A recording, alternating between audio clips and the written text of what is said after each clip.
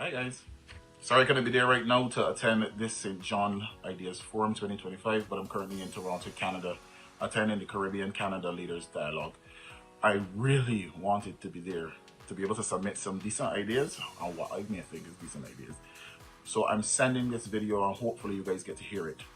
For those who don't know me, my name is Myrico Morris. I am the president of the Welsh Bafflant Community Group, executive member of the District Emergency Organization, and I am also the manager for St. John Sonics basketball team. This Ideas Forum gives us, all of us in St. John, a platform to be able to sit and discuss any ideas we have for the betterment of St. John. And you know that this is where I sit. This is where I believe in. I believe in people. I believe in community empowerment, and I believe in people empowerment. So I'm asking each and every one of you to come forward and put your ideas up there that we can make St. John better for each and every one of us. So my first idea is develop Concept Bay. Develop Concept Bay into a hub for not just fishing, but also for skills such as boat building, which we have in the communities, and is also a dying art within St. John. There are also persons within St. John that still know how to do net making. This is a skill that we missed a very good opportunity to be able to hone and teach the future generations as we continue to lose some of our stalwarts in the fishing industry. I believe that Concept Bay can be developed to be a hub similar to Oystins. And we can, as we are now in the month of May, looking at the regathering for St. John, continue next year and create the St. John Community Festival, which will be able to highlight a lot of the pieces of St. John which people usually miss. Concept Bay is one of those places that can become a hub for some niche markets, as there are fishermen, fisher folk, young people throughout St. John, especially on this coastal community, that can sit and develop businesses that can thrive at Concept Bay as the hub for this, bringing also in tourist attraction, tourist dollars, where this niche market of octopus, as we know they call it sea cat, sea eggs, through regulation, and some of the more interesting delicacies like Barbadian lobsters. The Barbadian lobsters really, and they're really good. Guys in my community usually like them. But we can be able to develop these industries a little further in the development of Concept Bay and let that be a hub not just for St. John, but for the entire eastern coast. Another idea would be to form a St. John Community Co-op, which would be able to help a lot of these small businesses, a lot of these small business owners, a lot of these young people to develop the skills and get the infrastructure necessary to be able to get their businesses where they want to get them. They will have the information, they will have all of the transactional equipment that they will need to be able to create some wealth and economic growth for themselves, and then be able to export their product. That can be built out into some serious commerce. I also believe that the St. John Polyclinic is a place that can have a lot more activity. And I believe as a very rural country, sometimes we get annoyed with hearing that there's no ambulance available. I believe we can go forward with having an outpost for the ambulance service at the St. John Polyclinic that can be able to not just service St. John, but also service the eastern district of the island, reducing the time and the wait time it will take for persons to be able to get that care that is absolutely necessary, that emergency care, from St. John straight to the Queen Elizabeth Hospital. That is one of the things that I believe we can always build out when it comes to the St. John Polyclinic. As you would have heard me talk about before, I do believe that the St. John District Emergency Organization can also build capacity by being a part of the Give Back program, which is used at the University of the West Indies. And I will put forward again that idea to be one that would strengthen our resilience, so that when we do have another barrel, we can be able to know that our fishing industry is safe, because we have persons who are trained in community resilience and response. Then we also have persons who will now have boats and be a part of the boat building. We will have persons who can be able to sustain themselves, and then we can look into creating mechanisms that will be able to put people in position and give them the skills to create what I like to call mini grids. For electrical installation, they will have the certificates that they will necessarily need to be able to create those mini grids so that in the event we have another ELSA where we had power loss for 3 weeks, we would have power generated. Well, you know, I come in St. John living now, it's over 12 years, right? But I live in Henley, but Fort Road here, to me, Fort Road is the capital of St. John. All Fort Road is just brighten up with a few buildings around the place. Where's the fire station, the post office here? Put a bank or something in the area. A good supermarket, put some buildings around your shopping center and wherever around the area. And this area can be good. Woodwoods is a good area. Now keep picnics and things, now it clean up. And they got it now to be a park. It's a good area to keep picnic and whatnot. All they want to put some lights and whatnot in the side there. And keep around the area, clean a good car park, whatever. Brighten up around the area with the housing area that they got planned to go there, short there. And everything can be good, man. Sweet area, you got pool there. The surrounding area here, really, Harbour. Capital of St. John. Got some shows and things, and everything will be good, man. Bring out the people in the area. It's a good area, man. My name is Peter Walker. I'm from the parish of St. John, right here in Fort Roads. All they saying that we should have a water park down below for Woods, or somewhere in St. John so that the young people could go and play, etc., etc. Hold a picnics and stuff like that, like anywhere down in St. Peter, anywhere all about. For my water park, Concept Bay should not be only about fishing. Concept Bay is a place that you should be able to go like oysters and other places to enjoy yourself, not just only to go and buy fish. Should more activities at Concept Bay. And simple as 1, 2, 3. Hey, I'm Michael Anderson Richards. I'm an entrepreneur, a plumber by profession, and I just focus on entrepreneurship. Entrepreneurship is the key to acceleration to good health, meaning consuming foods that actually are organic, because much stuff ain't really healthy. Well, something's got challenges within being an entrepreneur, but it's things ideas go create to go wrong about it. Like if you get a challenge now with probably like vegetation, you could flip on poultry. So just got patience and be persistent, and that's the key. If them had more like lease land and you could create like the poultry and exercise where you manifest, but you got the community governed with the fact you won't go like go town, you could shop with entrepreneurs, but the kind of farming, with me vegetation or kind of poultry, you won't go venture in other places, you will keep the money in the community and build more unity and be sturdy. This couple of years I lived out here, but I was always St. John individual.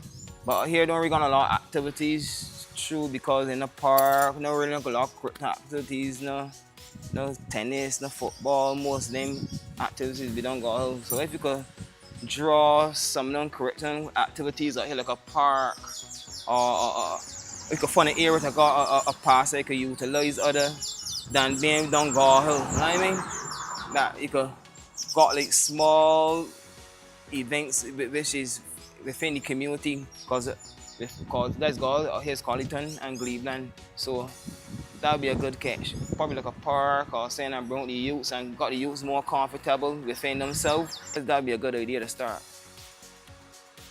I can't pinpoint the terrains, but they have terrains in St. John that could be utilized for other lease land, and that would be a good idea. You understand? Even the community centers start by the program, like exercising skill, like hospitality and them sort of stuff. But even if they got an institution other than Dongar, and that'd be more better. If it up here or more further, so other individuals could gather the skill and manifest it. To create back the curriculum activity, which is tennis, road tennis, I figure some road humps supposed to be through the gap, and to bring back the unity because as the traffic slow down, you could create other activities like hopscotch and Chinese skip or whatever you might come back up with that you don't ain't accustomed with. You could bring that back to the community because you could have got more control of the speed with the traffic that you could create different activities and that would be a good thing. My name is Rudy, right? Concept, St. John fisherman, captain too. Let's carry a boat. Okay? What happened in St. John now, everybody associate with one another, right? When it comes to togetherness, yeah, concept is it. Cause if people here saying wrong with your boat, brother, everybody coming out. Ain't no one body. Everybody coming out. Enough old heads pass on, and enough young heads gonna carry on. The community, right, is a great community cause. As I told earlier, everybody's come together, right? Any people here like, yeah, you walk part way and come shore, right? Everybody gonna come out farm to help you. I mean, like, even if me on green on brother, you gonna come out, I gonna come out and make sure that your boat secure, you bomb, you even if you get injuries on your boat, right? Still wanna make sure that don't many injuries, it's still secure that you could get that solved and get back in water to make $1 to support your family. Because that's all about it, what it is about.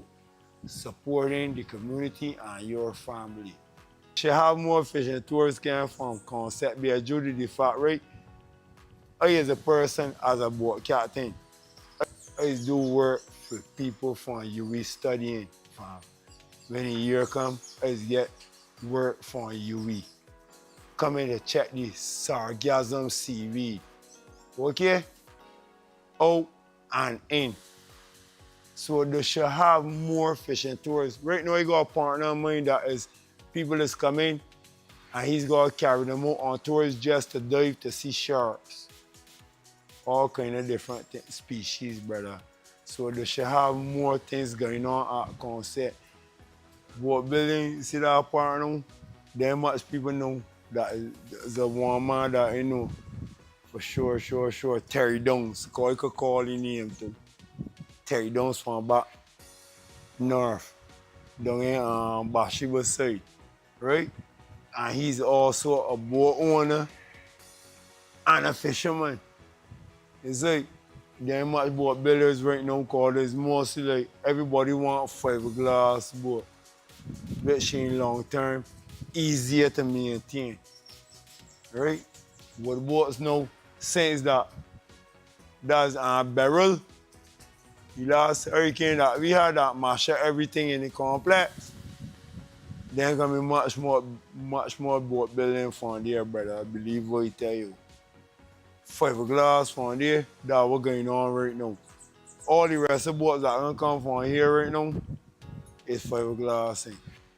Because as I tell right, the same people that doing the boat building, which is boats, got enough work going on. Still have the own boat to carry out, cause them is fish when the year come. Then that is the man that is built, repair your boats a certain time of year, but when he get to heat time now, he going fishing cause he love it. So it just goes to see how much people love fishing. You understand? Is a real life. When you get it, you just want it every day. 7 days a week, unless the sea is bad. See, once the sea good, you're addicted, bro. Believe what I tell you. And take a sip of water on that one. Like. Yeah. Once you love fishing, there ain't nothing else better than it, bro.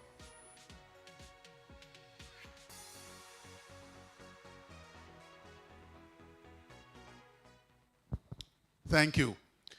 So now I'll turn you over for the time being to Alex Downs, the host for the evening. He will introduce the speakers or invite the speakers, and then we'll go from there. Once the Prime Minister, I get notice the Prime Minister is coming, I'll alert you. Yeah, thank you very much, Roy, and good night to everyone, the residents of St. John. Roy, I know I'm here by myself, but I would note the theme for We Gathering is community. So for tonight, at least, I feel like one of you.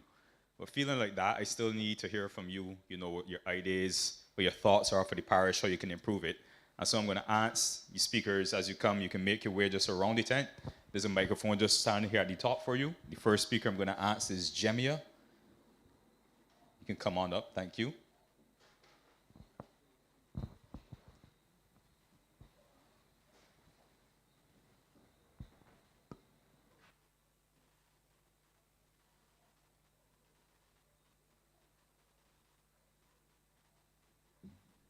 Good night, everyone. My name is Jemiah Mears, and I am from Cleveland. I have a few ideas, but I am going to try to get over them as quickly as possible.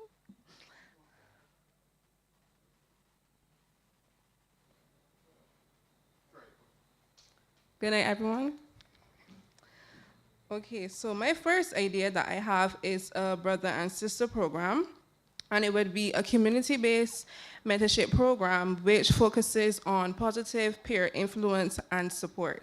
So I think that we could have some after-school lessons at the community center, provide homework help as well and tutoring for the students, as well as the brother and sister program. It can focus on the sports and activities. So if you need help with cricket, football, and whatnot, you can go to your older brother or sister and they'll be able to assist you with that. Secondly, I have a community mural project. As you would have seen yesterday, there was the unveiling of the wall over here. I think that it could be a great idea for the community artists to get involved and chip in and help finish painting the wall.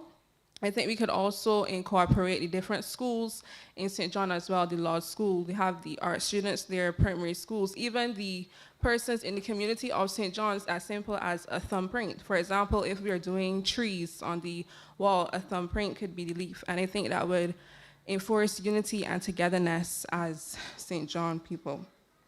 Thirdly, I think that we can refurbish the old polyclinic. I'm not sure if there's any idea of refurbishing it as yet, but I think that we could probably refurbish it and put it into a arts and cultural center to embrace the artists in St. John again and enforce that cultural awareness as well. We can have corners where you could have the story reading and encourage the students who are interested in drama, dance, creative arts to come and partake in these different activities as well. I also think we should have a one-on-one community literacy program. We could call it Back to the Basics, where you have programs with CV writing clinics, where volunteers and professionals will come in and help individuals with their job applications, CV preps, or even interviews to see how that can be prepared for their interviews. We could also have financial literacy sessions where you could teach budgeting, saving, and understanding how to pay your bills. We could also have computer literacy. It could be showing you how to use Microsoft Word, sending emails, or doing online forms as well. And I also think that we could have branding and social media classes for the entrepreneurs here in St. John. Some of them might not know how to brand their business properly, and I think that would be an asset to them as well. I also think that we could have a community street fair or something like that in St. John where the different entrepreneurs again come out and they have their stalls, they set up, and everyone can network and purchase items from each other. I also have a question. I wanted to know where we can find out more about community projects that are currently happening in Barbados and where we could learn more about them if anyone would be able to assist me with that.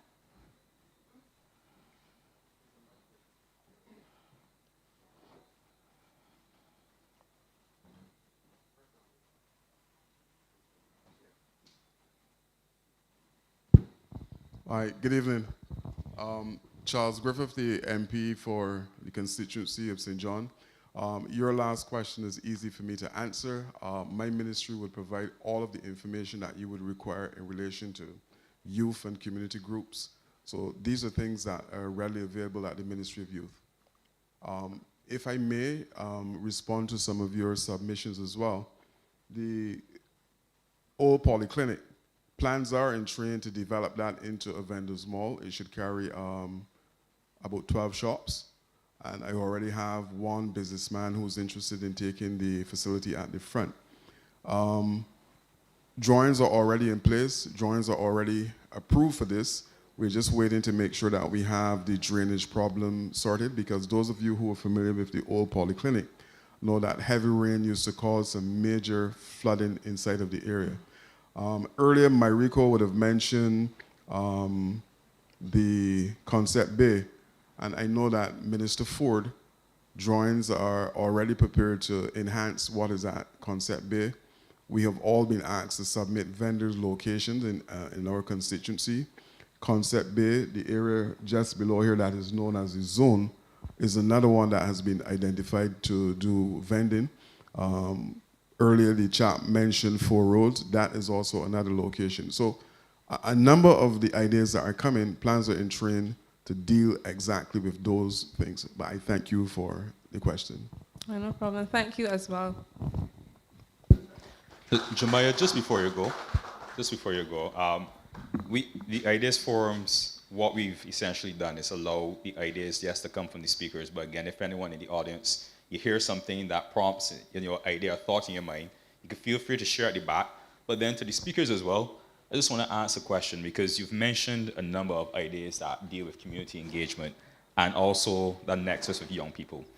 And I just want to find out from you, as a young person yourself in St. John, if there was that one idea or a solution to an issue that you think would perhaps move the needle the most, what would that be? I think a little more togetherness in the community, because yes, yes, we are together as a community, but sometimes you may not see persons, I would say, like together a lot. So I think we can, the entrepreneur street fair kind of solution can bring persons together even more as a community in St. John. Okay, I appreciate your answer as well, Jemiah, and I got your name correct this time, so thank you very much. So we just have a round of applause for Jemiah. Thank you. And at this point, I'd like to move on to our next speaker. I have Edward Ince. Edward? I see you. I don't think you necessarily. He's following, so you can feel free to share as well.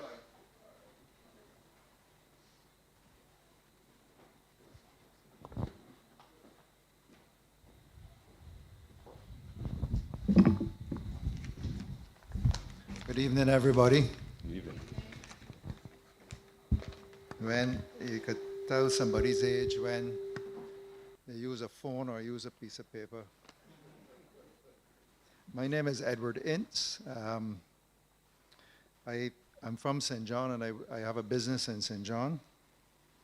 Firstly, I would just like to thank the Minister Griffith and the MP for St. John for being a good listener and a good representative.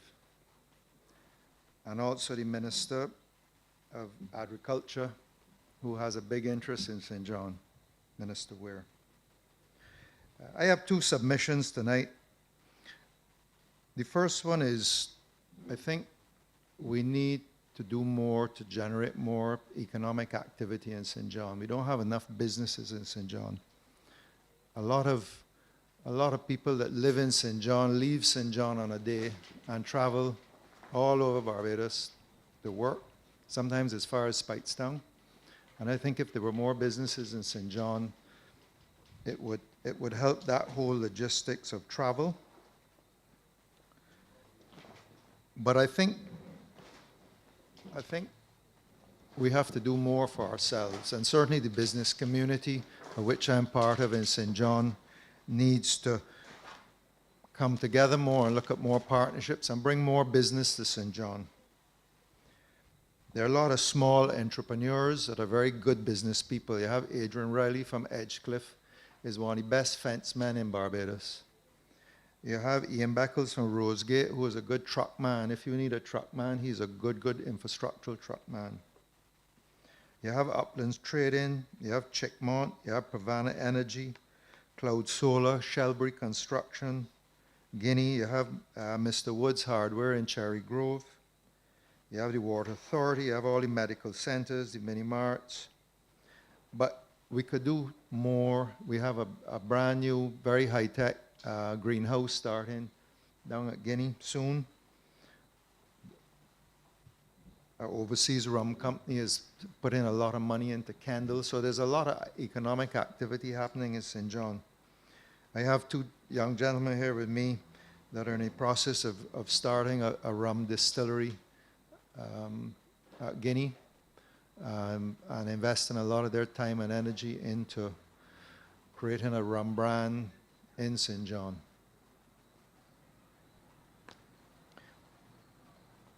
We have wedding venues. We have the best ham cutters in Barbados at Miss Ford's shop there, down just below Lodge School. So we have a lot of good businesses, but we need to find more businesses come into St. John, generate more economic activity. I took a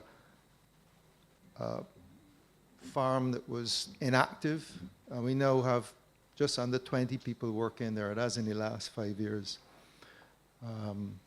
So a lot more can be done, but I think we have to be careful that we just don't sit down and wait on government to do things for us.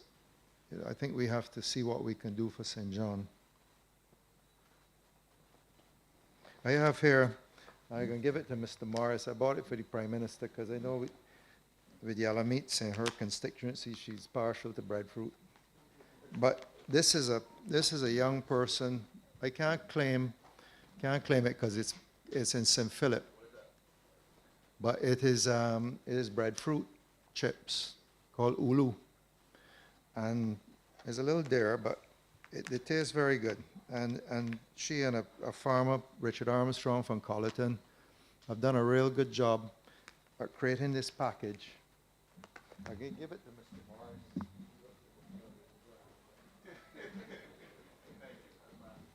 Morris. But it is now in a lot of the Massey stores, and these are breadfruits grown all over Barbados.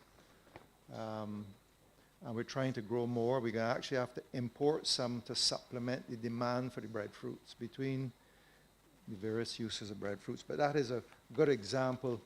I think in St. John we can do more on the agro-processing side, the agro-industrial side, not just being producers of farm goods, but actually what do we do with the coconuts rather than just selling the coconuts in terms of coconut water. What we can do there with the breadfruit, making breadfruit chips. Those are now in 2 large outlets in the USA, one starting in Europe, in the UK, and if you go to Massey, most of the stores are there, and it is a good product, started as almost as a cottage industry and has grown up, and it could be something quite large.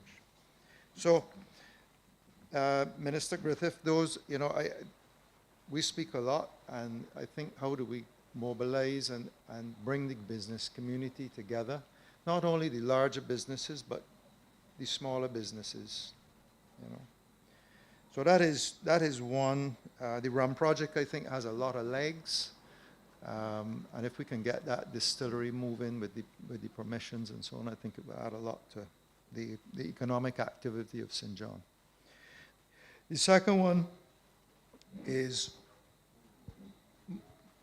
most of us now get paid electronically. Most of banking is done. You don't get cash. You get money goes in your account. Somebody sends you money. You use your card somewhere. And the reality is in St. John, we have no bank branch. Emerson Baskin was remind me the Barclays branch there in Four Roads. I had one tell, I think, years ago. Probably a lot of us are too young to remember that. I remember it. But We have no bank branches, no credit unions, and one ATM in the whole of St. John. So if you live in Rosegate or live in Society or live down the hill by Codrington College and you need cash, you either got to go to 6 roads or you got to go to 4 roads. And certainly for my staff, who I pay electronically, the disruption to them and the business, somebody has to drop you to 4 roads, take you to 6 roads. It can take 2 or 3 hours sometimes. And I think we need more ATMs in St. John. And I have been talking to a couple of the banks about finding maybe some low-cost ATMs to put into some of the retail establishments. Certainly the one is needed in the Rosegate area. I think one down by Codrington College, and maybe other places, Edgecliff. But we need more access to these types of facilities, and it may require the banks helping a bit. It may require, I mean, I certainly as a business, there's a cost to me for my staff to take 2 or 3 hours on a day to go and get cash. So I've discussed with the banks, maybe the businesses contributing towards the operating costs of the ATMs, because reality is they may not want to put it here because it doesn't have enough transactions to pay for itself. So I think if we can get more ATMs in, and I Minister Griffith, I took this on as a personal project. I spoke to 2 of the banks. They were a little reluctant, but I think with a little, if we give them a little nudge, left and center and right, they might move, you know. And so that is another thing. I feel within the next 6 to 8 months, you know, we should be aiming to have 3 or 4 more ATMs. I can't guarantee a branch, but 3 or 4 more ATMs. I mean, maybe one day we would get a chauffeur. You know, if you get a chauffeur as a parish, you feel as though you reach, you know. Maybe one day we'll get a chauffeur. So those are my contributions. It's quite simple. I'm a simple, small business person, and I try to focus on getting things done. And I think those are a couple of ideas I would like to contribute. Mr. Ince, don't move yet. Just like Alex said, part of the setup here is we like to engage, allow the audience to engage with you, and we will do so ourselves as well. The first one has to do with your last idea in terms of ATM, and the question for me would be whether or not, and I don't know if you can answer it, but we have some smart young minds in here. They're not from St. John, but they're here for another reason. And the question is whether or not we need more ATMs, or whether or not, since we are moving toward cashless transactions, if that is not what we need to perhaps focus more on rather than getting an ATM. Because, you know, I've done a little bit of traveling, and you'd be shocked. You travel Nigeria and other parts of Africa, and you want a pound of carrots, there's no cash. You want to buy the simplest thing, no cash. There's not even a card. You use your phone for almost every transaction. You want to travel by bus or informal transport, again, it's the same method. So the answer may not necessarily be in trying to convince the bank to set up an ATM for 10 transactions a day, but in order to get more people to do a lot more of the cashless banking, because it really is a lot more convenient. I agree with you. I agree with you 100%. Certainly, if you know, some of these stores, certainly you can, when you go in the hardware store in Cherry Grove, you can use a card. And I think more and more establishment taking cards would help. But I still, I think some of those ideas are good, but will take longer to implement. And I still feel by the time they get rolling around, I will have my ATM in place. No, fair enough. And doing it in parallel. But I think you're right. I mean, I like to use my cell phone to transfer money. I like to use my cards, but I still carry some cash and a check in my wallet in case I run in trouble, you know. So understood. The second thing I wanted to raise with you is perhaps closer to where you operate, which is agriculture. Only this morning I was having a conversation with a major farmer, and he was of the view that scale is our biggest problem.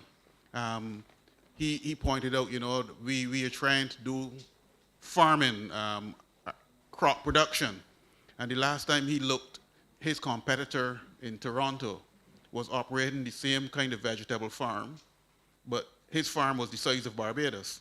While here he's trying to compete with his products on an acre. You talked about your success. How do you, or what advice do you give to other people who are trying to get going in agriculture?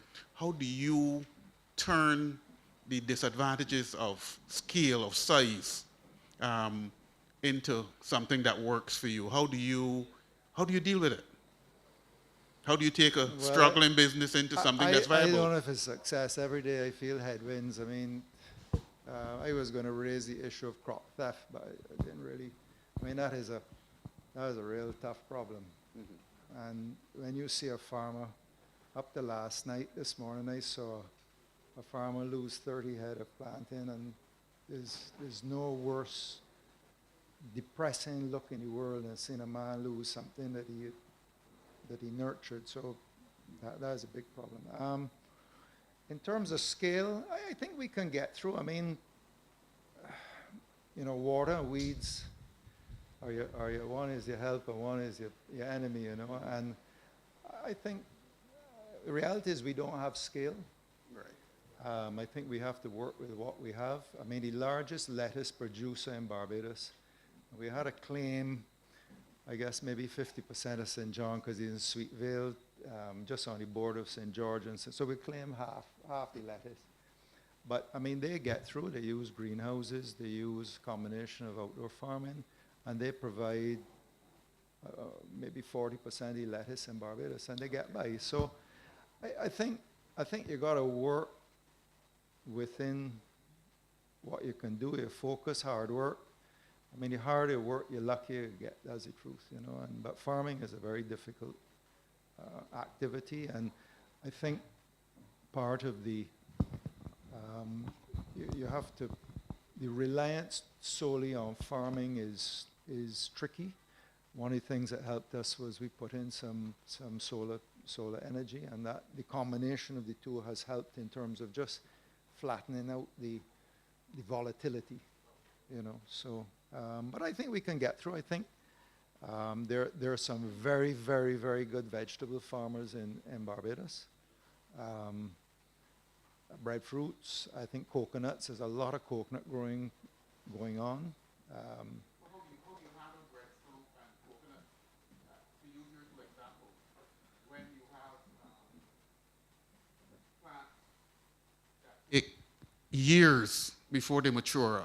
If I wanted to get into coconut farming now, I can plant, but I will not reap a single coconut for what, 5 years? I think by year 3, with the right amount of focus, and I think by year 3 you could, but yes, the reality is by year 5, so it is a long-term play. Right. It is a long-term play, and I think the other thing is you have to focus on particular types. Reality is you don't want in 10 years having to climb 60 feet up a tree to get coconut. So I think you have to look at the type of coconut as well. Research and development. Well, the ministry is very good at that. They will get you planting material, they get your contacts and things like that. The ministry is very, very good. So I hope that helps. Yeah, most definitely it helps. Eat the breadfruit. Thank you very much, Edward. I really commend you for some of the thoughts and the ideas you've shared, both in relation to agriculture and agro-processing. But not only that, the concept of something like an ATM, something that we may take for granted, when we go down south or to the West Coast. But I think that can be a major impact here in St. John as well. So thank you again for that. I'd like to move on to Mr. Michael Greenidge.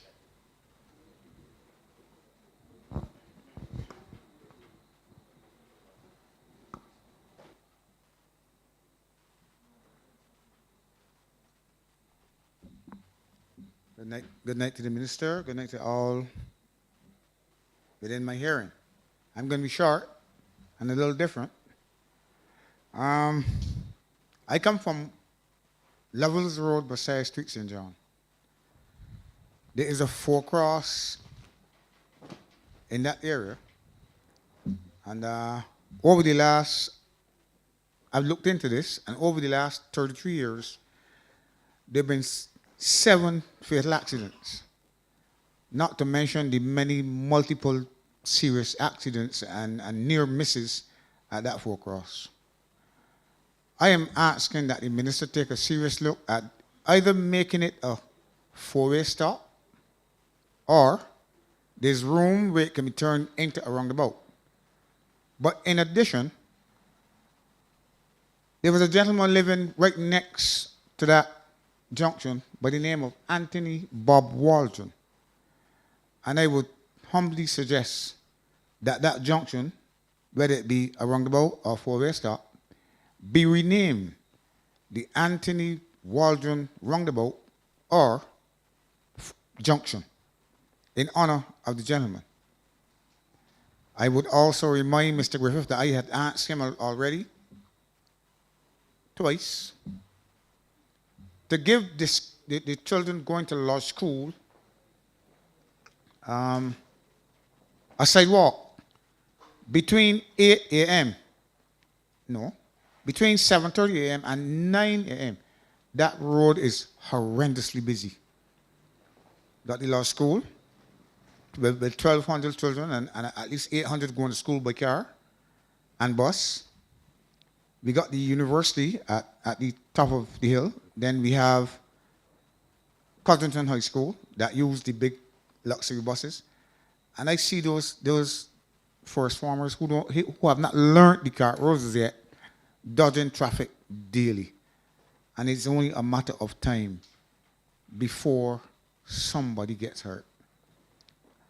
I am certain the minister will remember me saying this before. Please try to get a sidewalk on whichever side of the road to get those kids out of the path of the vehicular traffic on mornings. It is any driver in this audience who has ever traveled that road between 7:30 and 9 on mornings would realize how horrendous that road is when it comes to vehicular traffic versus pedestrian traffic. And we have to take care of our young people. That is my contribution for this evening.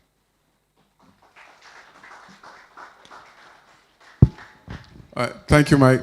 I agree with you 100% in relation to the corner at Messiah Street.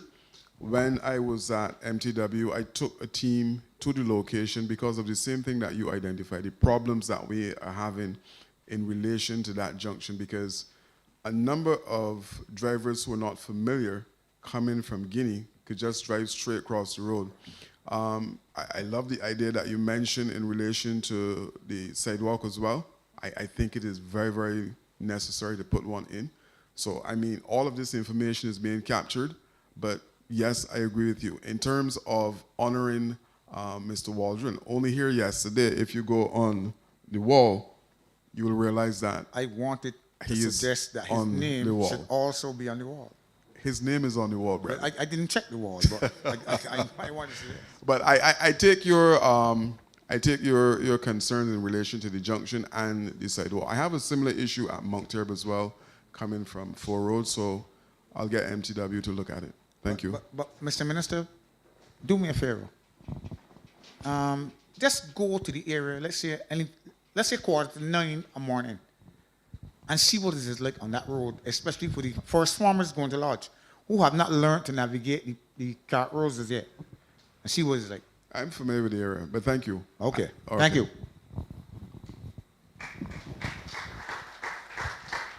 Thank you very much, Mr. Greenwich. All right, so we're going to change focus for a moment right now. And these Ideas Forum, since we started in January in St. Lucie, we've been introducing some national initiatives centered mainly on modernizing the approach of delivery of services by government to its citizens. One of these initiatives we've been working quietly on in the Prime, well, not so quietly, at least the developers don't think I'm quiet about it, in the Prime Minister's office, because we recognize that one of the challenges we've faced has been in the reporting and following up of complaints, challenges, whatever the case may be. And this is across the public service. our colleagues from the Water Authority are here. They know how the number of complaints that they have to deal with relating to water, to water loss, to road reinstatement. We have colleagues from agriculture. We know what the challenges and whether it is land lease projects or whatever the case may be, there are always issues to be dealt with. And one of the challenges has been the way citizens are able to report them, and also the way the arms of government respond to them. So we've been working on an app that is going to make reporting of challenges across the public service a simple and straightforward matter, and then allow the follow-up to be just as straightforward for your own continued involvement as the persons who make the reports, and also for other members of the public to see how the government responds to complaints or challenges that don't necessarily relate to them specifically, but they're interested in the quality of government service. So you would have, all of you, if you're Bajan or you have a Bajan connection, should be familiar with the name Pearlie. If you have a neighbor who minds everybody's business, she's Pearlie. Well, our app is Pearlie.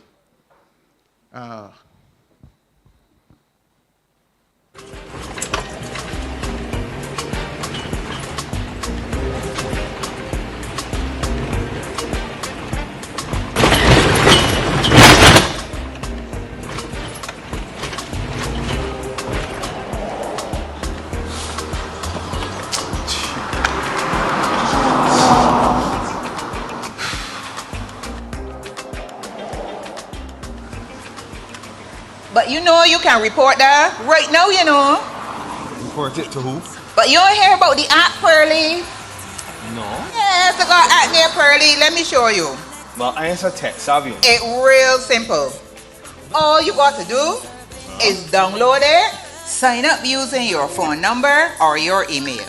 You don't even have to use your name. Them can send a one-time password to the phone, enter it there.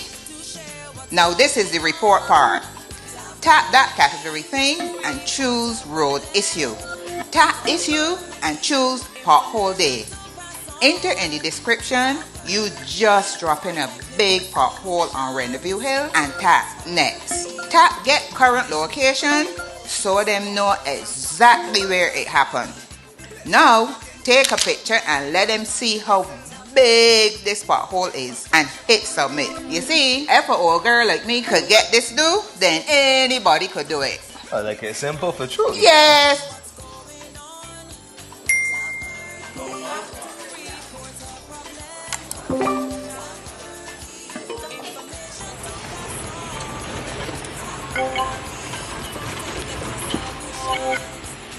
You?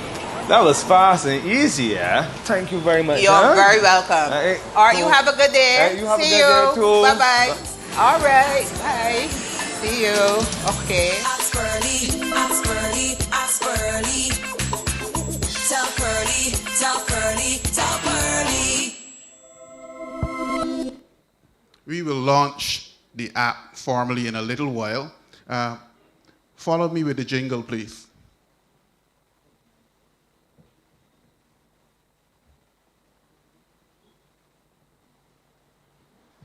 Bridging the gap of generations through wisdom and practical application, connecting people with resources while preserving cultural heritage. Here to help our community. Let us utilize Pearlie to share what's going on. Tell Pearlie to report a problem. Tell Pearlie information to pass on. Tell Pearlie for technical solutions. Ask Pearlie. Ask Pearlie. Ask Pearlie. Ask Pearlie. Tell Pearlie. Tell Pearlie. Tell Pearlie.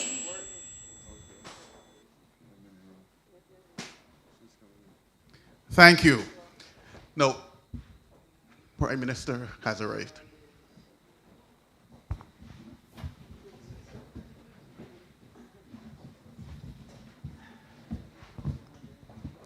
Prime Minister, should I do like you do to other people? Prime Minister, you need to come to the front. You can't sit at the back of the room.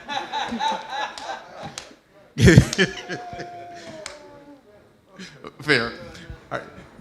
Now, this app, its development, is something that makes me proud, but not just for the fact that it will enhance the delivery, the reporting and delivery of government services, but because of who put it together.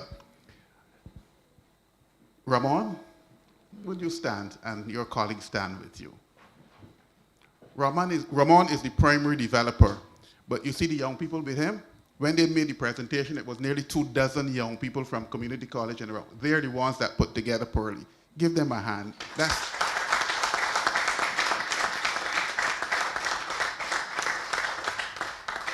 Thank you. So I'll give Ramon a chance now to just come and say a little bit about Pearly, just a few minutes. And then we'll return to the normal scheduled program, as CBC would say. Good night, everyone. Good night, Prime Minister. Well, we want to thank the PMO and the entire team for putting the trust in us. We're a local Barbadian tech company, and this is a project that obviously is close to our hearts as well, because as citizens, we do see the same issues that you see every day, and sometimes you don't know which department responsible for what, right? And we're now about to enter the hurricane season, and hopefully we don't have any challenges. But especially in scenarios like that, we see the need to be able to get information to the right persons. And what I've seen even behind the scenes is the team at PMO, they're highly motivated to solve these problems. I mean, I didn't know this until I started work this project, and it was really admirable to see the team in the office actually actively going through the tickets and so on as they come in. But that was the first stage of the development process. And then we, under the direction of PM and team, we knew we needed to get it to be something that citizens can really interact with. And we went through some iterations, and we now have Pearly in the app stores. If you go and search in your Google Play Store or your iOS Apple Store, you're going to see Pearly. Just search for Pearly, and you're going to see Pearly. It's live, and you can send your reports. And I really want to give a big plug to the team. Of course, I'm the person you might see, but it's a lot of young people that are behind the scenes doing a lot of heavy lifting. And not only projects like these are providing jobs, but it's also allowing us to export our talent and our skill set. And that is something that is quickly come to fruition now, where we are having suitors with some of our technologies as far as US. So we want to be builders of our tech. Of course, we've been consuming a lot of tech, and we want to be builders of our own tech. We want to be controllers or guardians of our own data and our own information. When you work with us as a company, this is not a pitch, this is just fact, or other local companies, you know where your data is. If you have an issue, you know where to find the people. Well, we're right there in Harbor Road, right? So we're happy to be able to deliver Pearly to the country, and we really thank you guys for giving us the feedback as well. I want to say this clearly. In how we build technology is iteration. There are iterations involved, right? And throughout the process, there's going to be refining of Pearly. And we, as a team, we only build great tech because of feedback from people like yourselves. So we're not the people who are going to say, oh, if something is broken, we want to know, right? If something doesn't work or you think that it can be done better, just like this entire Ideas Forum, you could say, you know what, guys, we would really appreciate if you give us this feature, all right? So Pearly is going to be a live project, and we're going to continue to iterate and make Pearly better. So thanks again. I really appreciate it. Don't run away so fast. Just because this is Ideas Forum, you need to say something about the contract that you've just landed with our young Barbadian developers in the US. So that people understand that there are avenues. You come with an idea, you work on it, we can do big things. Yes, I wanted to. I know we sent a brief to. We wanted the PM today, so I hope I'm in good order to say this now. We've been, over the last 2 to 3 years, we've been working quietly, building, doing a lot of R&D. We know that in Barbados we have this sick buildings problem, right? So that was something that was close to our hearts as well, and we quietly started to do some R&D here in Barbados on that project. And from the time we started, we started to see some real nuances in the data, because we don't know of any solution to predict mold growth in buildings, but we just know it's a problem that's affecting our country and productivity. And quickly we realized that it was also a global problem due to climate change.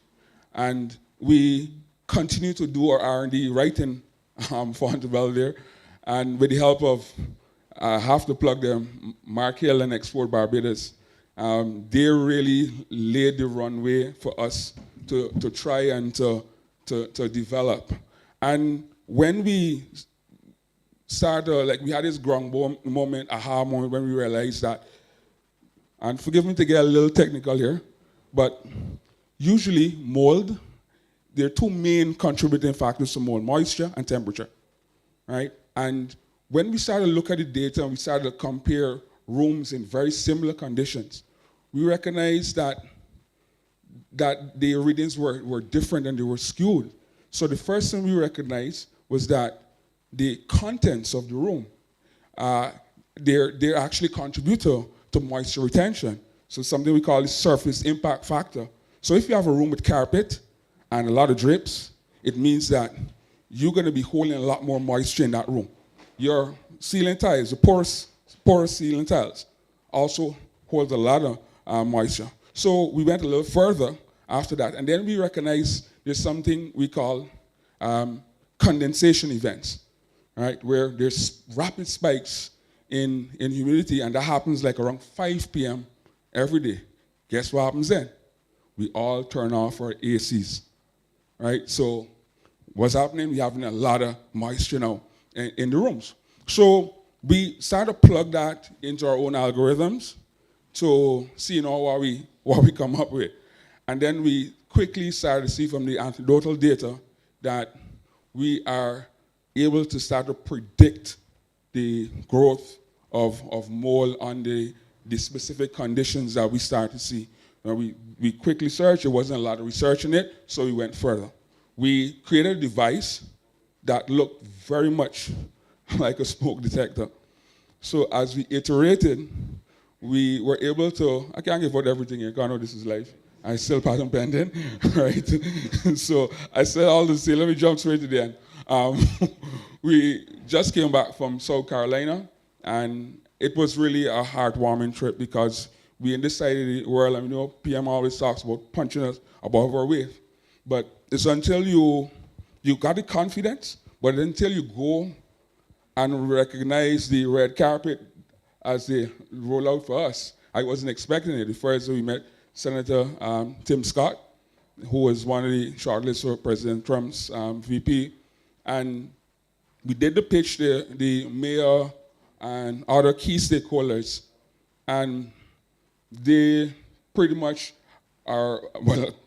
pretty much asked us what we needed to get started our operations in South Carolina.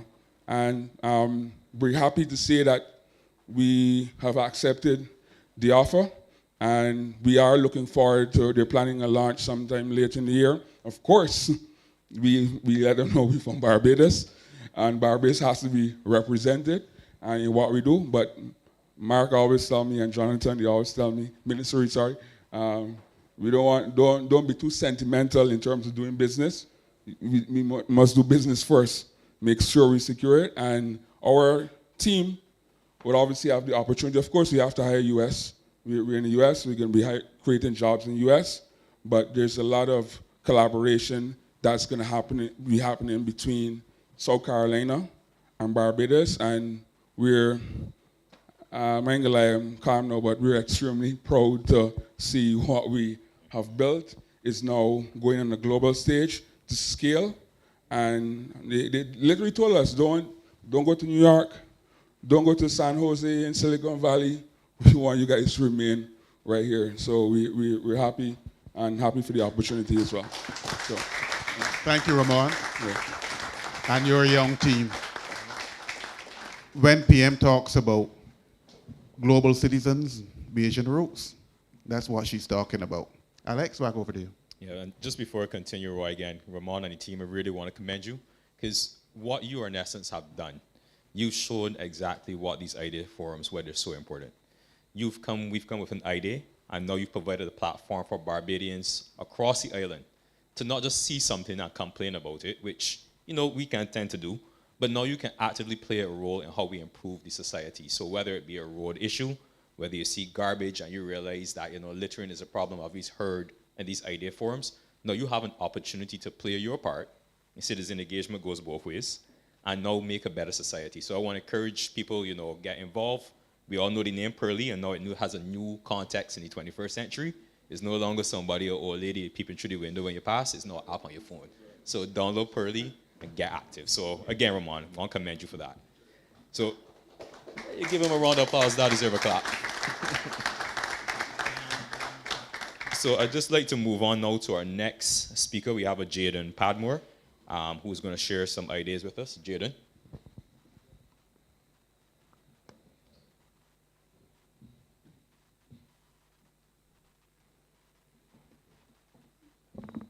Good night. Good night, everyone. Y'all can hear me? So, firstly, someone said about the road towards law school. Firstly, I go to school at law school myself, so I can tell you about the road. When the rainfall, the road was flooded. That's the honest truth. So, me personally, I don't catch the bus to have to walk up the school gap. But, when I see the children walking the school gap, their shoes are, literally soaked, and their socks are, smell bad, really and truly, because, the socks wet. Also, that road towards law school coming from Messiah Street needs paving badly because it's literally on ways that people have to drive on the other side of the road not to get their tires damaged. So that also creates a hazard because Bajans don't drive slow. That's a normal thing. Bajans don't know what 60. So you're going on 60 on one side and the other boy coming from 100 on the other side. I want my tires, and so accidents are prone to happen. Additionally, my first point here tonight is the water issue. Last week or week before, we know that the rainfall for the whole week straight. But my water, personally, I speak from my perspective, was mobby water, literally mobby water. So my proposal is a 3-step filtration system that cleans the water that we can use for drinking or at least to wash our clothes because wet clothes and the mobby water don't mix. So I was lucky I wasn't doing exams during that week because literally I would have went to school with brown shirts and was going to school at large in a brown shirt. You understand? So this system is a 3-step one. So there's a sediment filtration to remove the dirt and all other grains like rocks. Secondly is the carbon filters to eliminate chlorine and other chemicals from any water on the roads or any other chemicals that goes into the reservoir. The active carbon system will help remove those other chemicals. And thirdly, the UV sterilization system, which will kill any additional bacteria that the 2 other filters have not done. So that would help us do more things when the rain is falling. So I know anybody that live in the Small Hope area or Four Rose area knows that when the rainfall is literally dirty. And they know when the water turn off, God knows when it come back on, literally. So that's one thing we can do. Another thing is the unemployment in St. John, the youth. No, I've read that the unemployment rate is 7.1%, right? But St. John youth are quite unemployed, but they're quite skilled at the same time. So I'm 17, so my last exam is the 12th of June. Now, I'm good with speaking. I'm also good at having plans and giving implementations to my plans. There are other people that are good electricians and plumbers around the place, but they can't find employment for obvious reasons. So I'm proposing that we can do employment internships with youth. So this would be for your ministry, Mr. Griffith. So I guess we can do a job fair, basically, a vacation job fair, or a seasonal job fair. Let's say the children, people, not children, because youth is 16 to 25. So you can have a job fair, let me say, when the community center is finished rebuilding, we can have a job fair there. We can also have a job fair at the schools as well. So like many children go on vacation, they can practice their skills because not everybody is going to go straight to university or BCC after fifth form. Some people look for work, some people go to other places in society. The other issue is transportation. As I said, I go to school at large. So it's either 3 buses for me. The St. George Connection bus for 7, the Sergeant Street bus for 7 that comes to town, so that comes out here around 7:30, 7:45, or the Grantley Adams bus that passes across around 7:45, 8 o'clock. The St. George Connection bus, okay. But for the Sergeant Street and the Grantley Adams buses, I think the buses that are sent for those routes are quite small, literally. And I mean both on mornings and evenings, because those are the most 2 populous routes from the large school. And we are sending tap buses when children are literally squeezing outside of doors, and that's not safe. It's literally not safe, especially for the Grantley Adams route, because that road that they travel on evenings and mornings is not what we would call a good road to travel. So I think we can do something better. Because you know what's traveling on that bumpy road from morning to evening, squeeze it in a school tiny bus, and you gotta carry school children from Commonmere, Lodge, and Grantley. Even primary schools have to catch that Grantley Adams bus. For the one from town now, children usually catch that bus because that's the second bus that leaves town. And when that bus comes out here, it's crammed. So St. John children can't get school. So the remainder is instances I have to get school, let me say for 1 o'clock, for my 1 o'clock exam, and they're passing the road at 9 o'clock. I still see children waiting on the bus stop for the second bus, so the 9 o'clock bus, so safety driver can drop them down society and they walk up the hill, or the driver will drop them in school. And it's not like a little bit of children. There's a lot of children that have to catch that bus. So I think we can fix that issue because we are impacting our education here and impacting people's lives there. So these are issues that we need to come together as St. John people and as our member of parliament. These are issues that should be addressed. So that's all I have to say for now.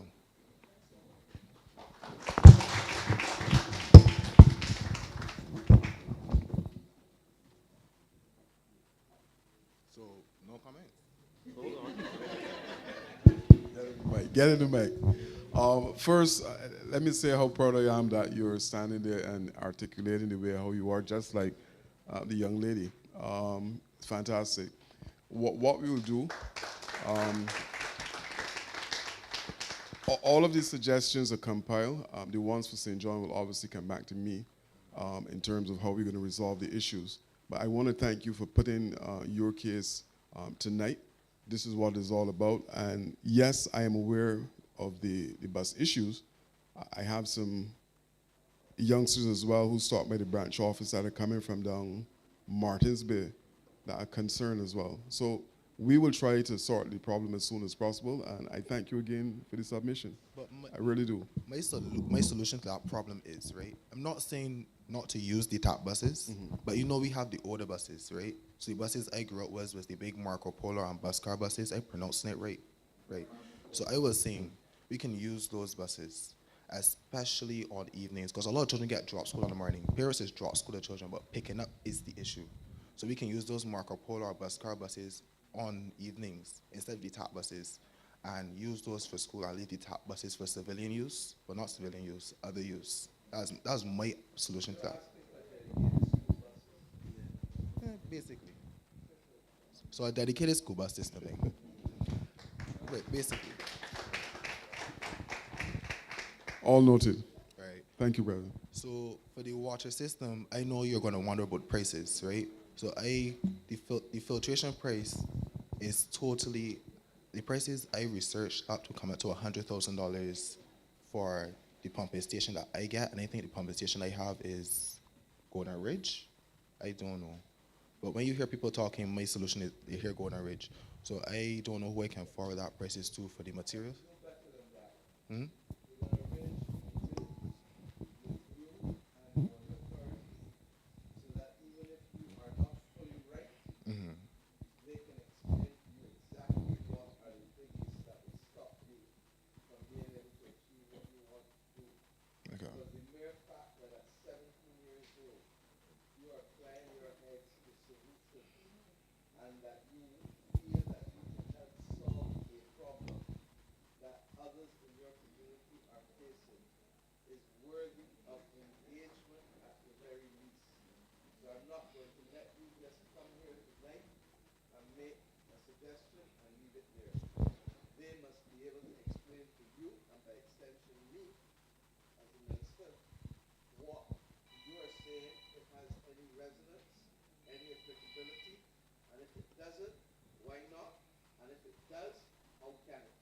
Okay. Yes, please.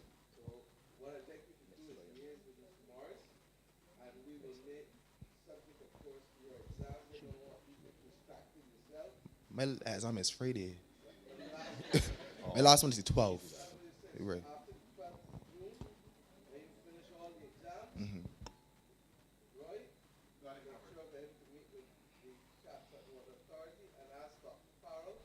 Who's looking at the water academies to also be present for that, because that's focusing on young people. Okay, excellent. Thank you. Thank you, Jaden. Right. So my last point, which is youth unemployment, right? Not to like criticize at all. We know how BRA lanes are. We know how BRA. Let me tell you a story. I went for my license the 25th of June last year. I was at license authority at 7 o'clock. I get my license at 5:30. Right? So then now when I went, I think the next day they had a hurricane or they had some issue, that's why I didn't go.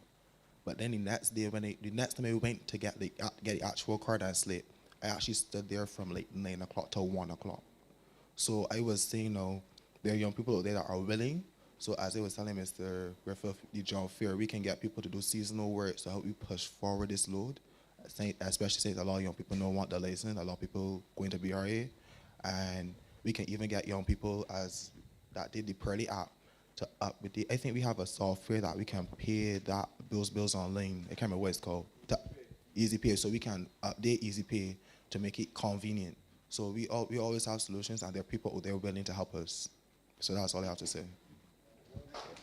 Well said, Jaden. Before you go, I really want to again congratulate and commend you for taking the step to come up here. You've been well spoken, you've been brave in how you've delivered your thoughts and your ideas.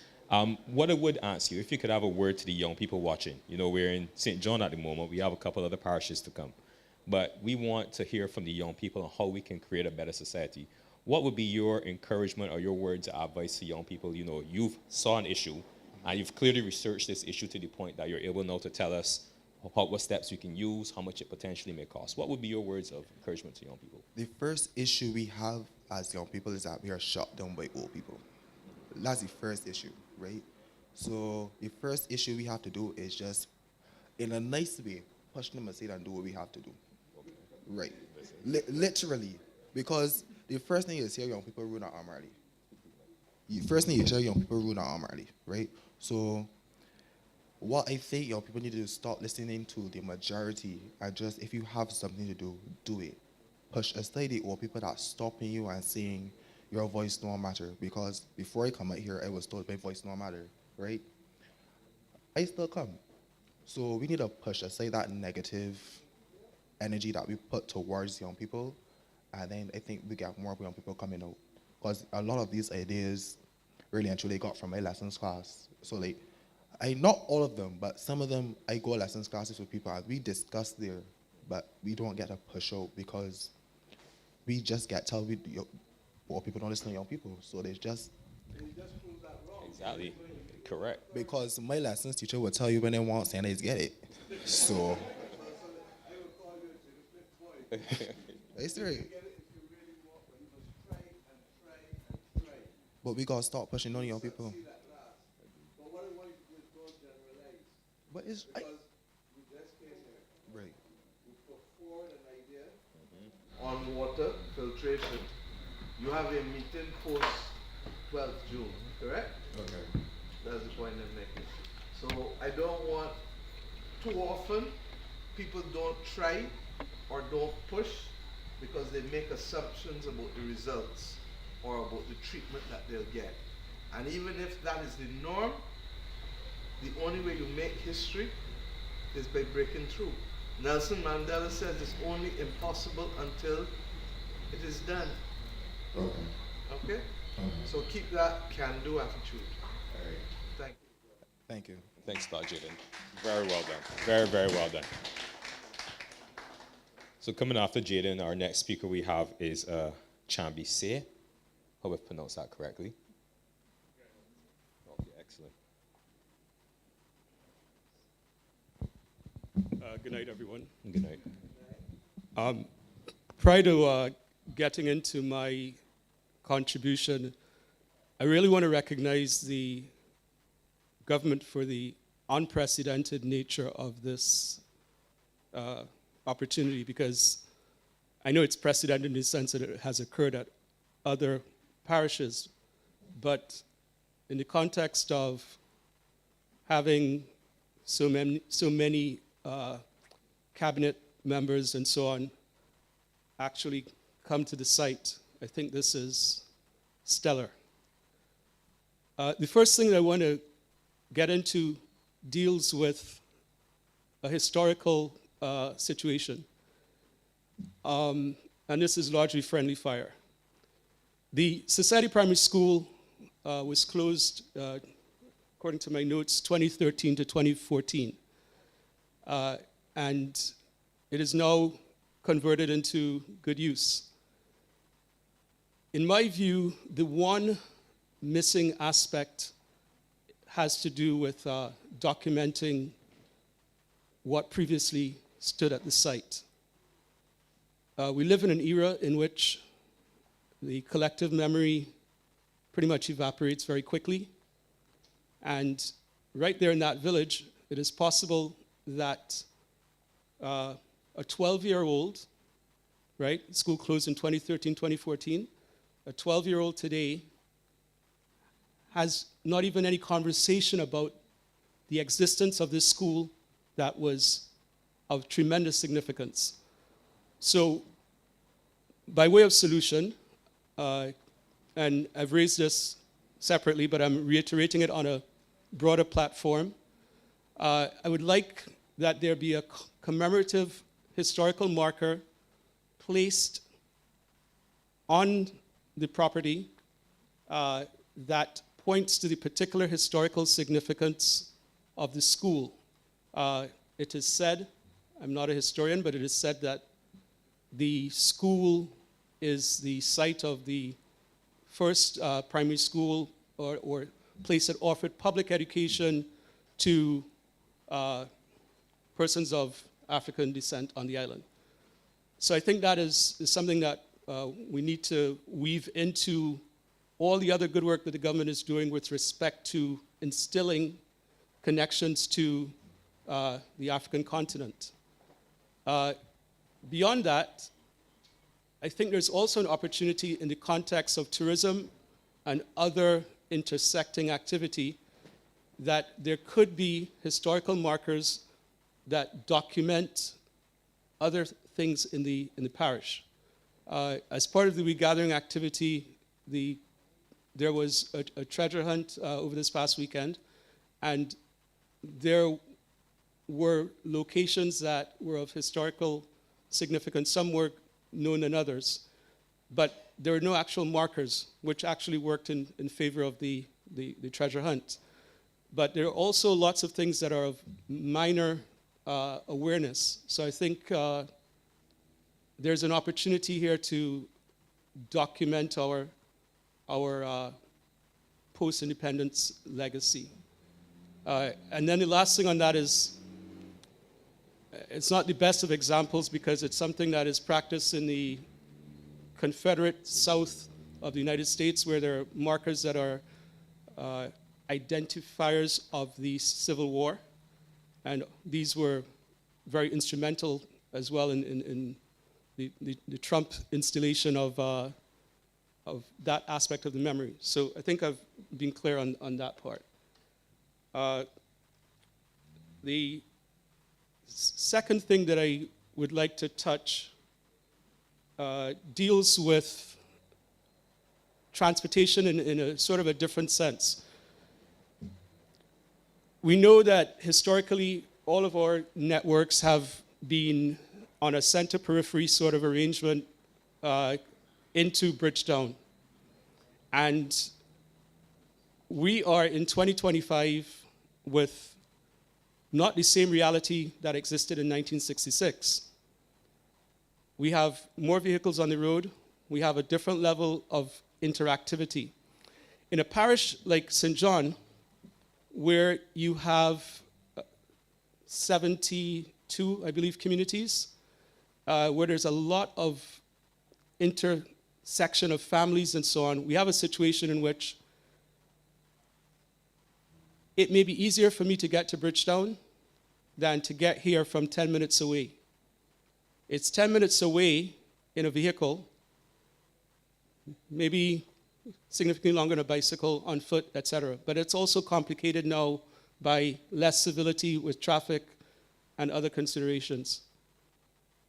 What I am, and I know that there's been efforts in this regard with respect to, for example, the Gall Hill 6 Roads Connector, but I think as a larger proposition, not just on this island, in this parish, but particularly since I'm discussing this parish, that there be some sort of re-inventory, re-examination of connectivity, because I can see how this has also impacted the regathering activities.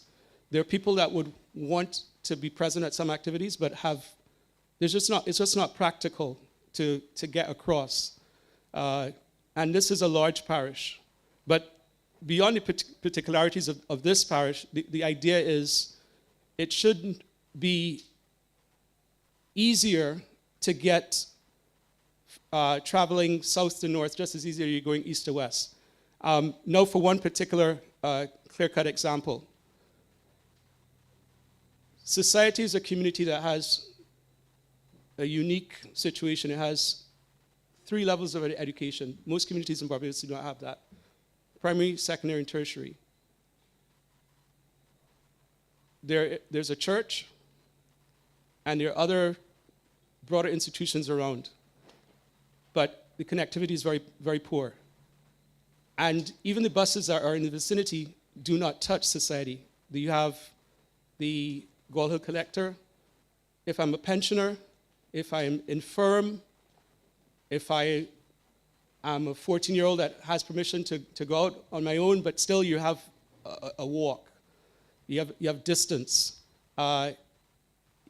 So what I'm saying is that the Oystons call a Savannah bus or the Gall Hill 6 Roads bus service society. I timed it in a vehicle. It's maybe a mile, 1.2 miles. It takes between 1.5 minutes to 2 minutes for a bus to turn around. It takes a human being about 20 minutes to traverse that. So I think the burden should be placed on the bus.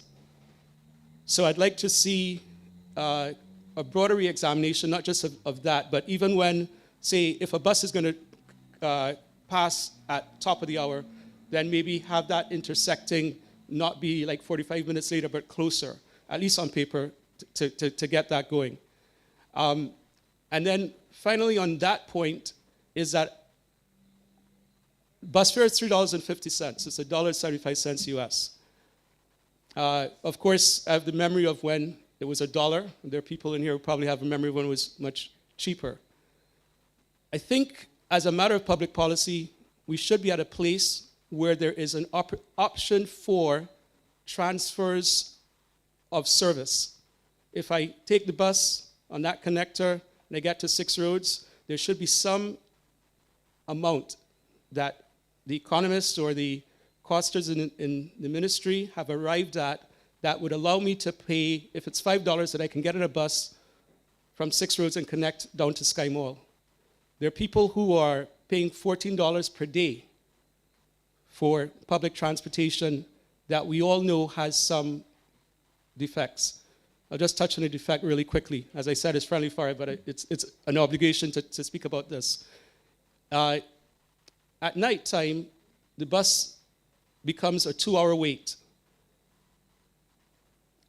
I think, therefore, there needs to be some sensitization of the service provider.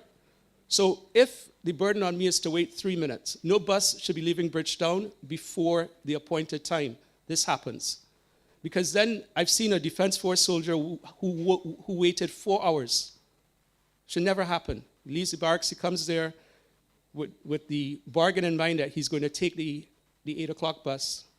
The bus has either left or it left in a small vehicle he couldn't get in. So therefore, his wait is 10 or 10:15. But this is a route that's not prioritized. So then essentially he's got to wait till midnight because everybody knows the one bus that is going to leave is the midnight bus.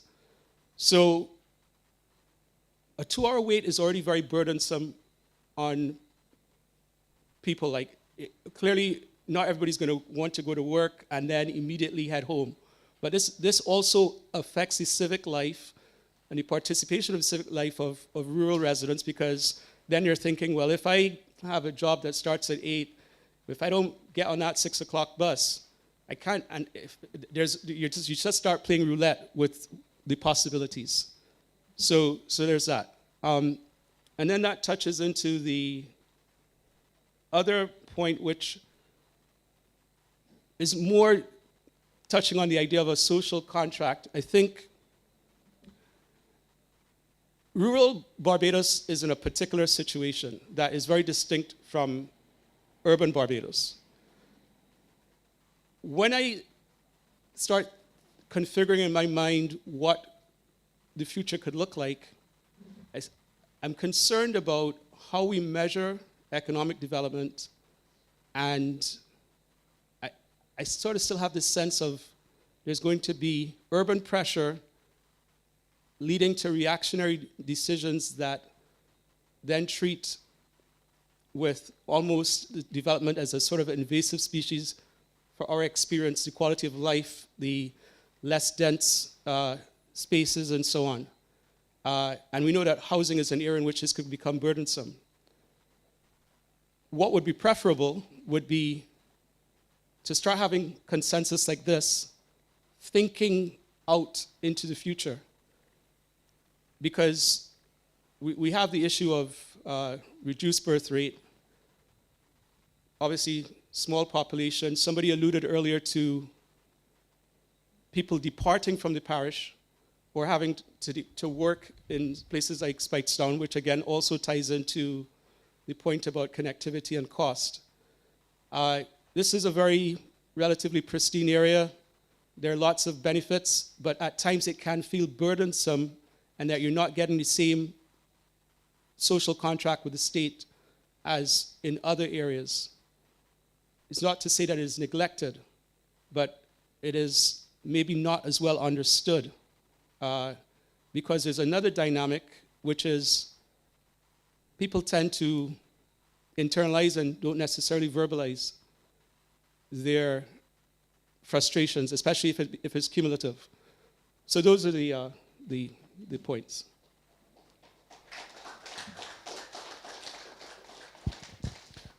Once again, as I've done for the entire night, Chambi, I want to thank you for your presentation. I've highlighted some important issues, specifically, the Society Primary School, which, again, I'm not from St. John, but, there's one of those things as a younger person, you'd understand the importance.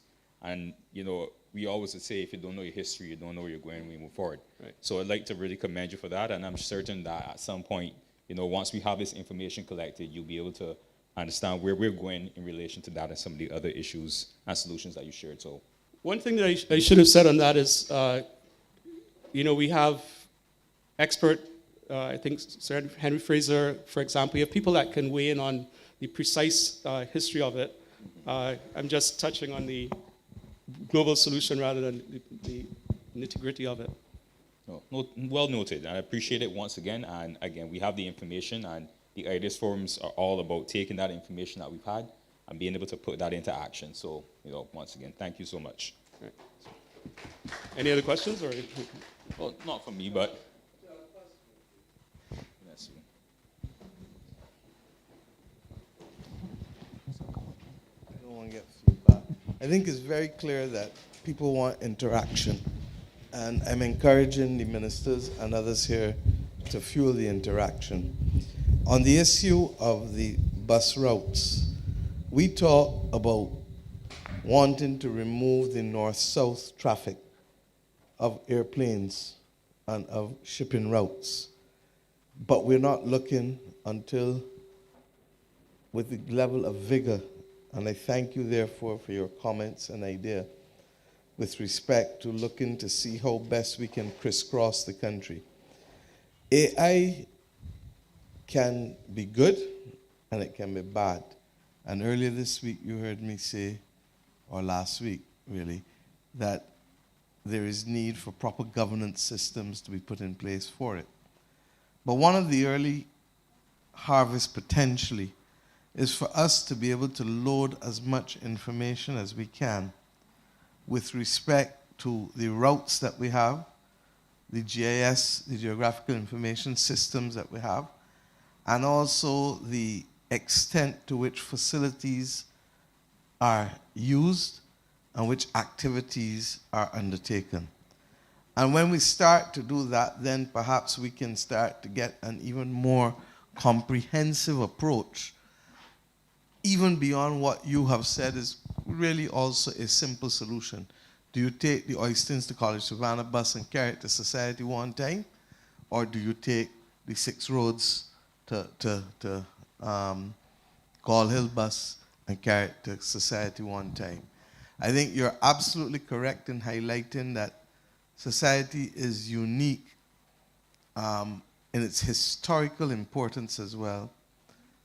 Most people don't realize that you could have remained in this country and gone from primary to tertiary education in the 19th century, in the 18th century. The problem, of course, was that it was not available to all, and it was limited in its access. And I definitely believe that some kind of historical plaque for those who are going around the country should go there, and we will follow up in the Ministry of Culture for that.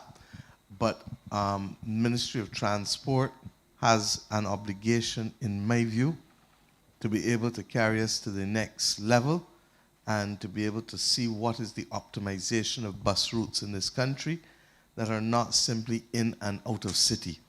And that is how we grew up, because everything was forced to come back down to town.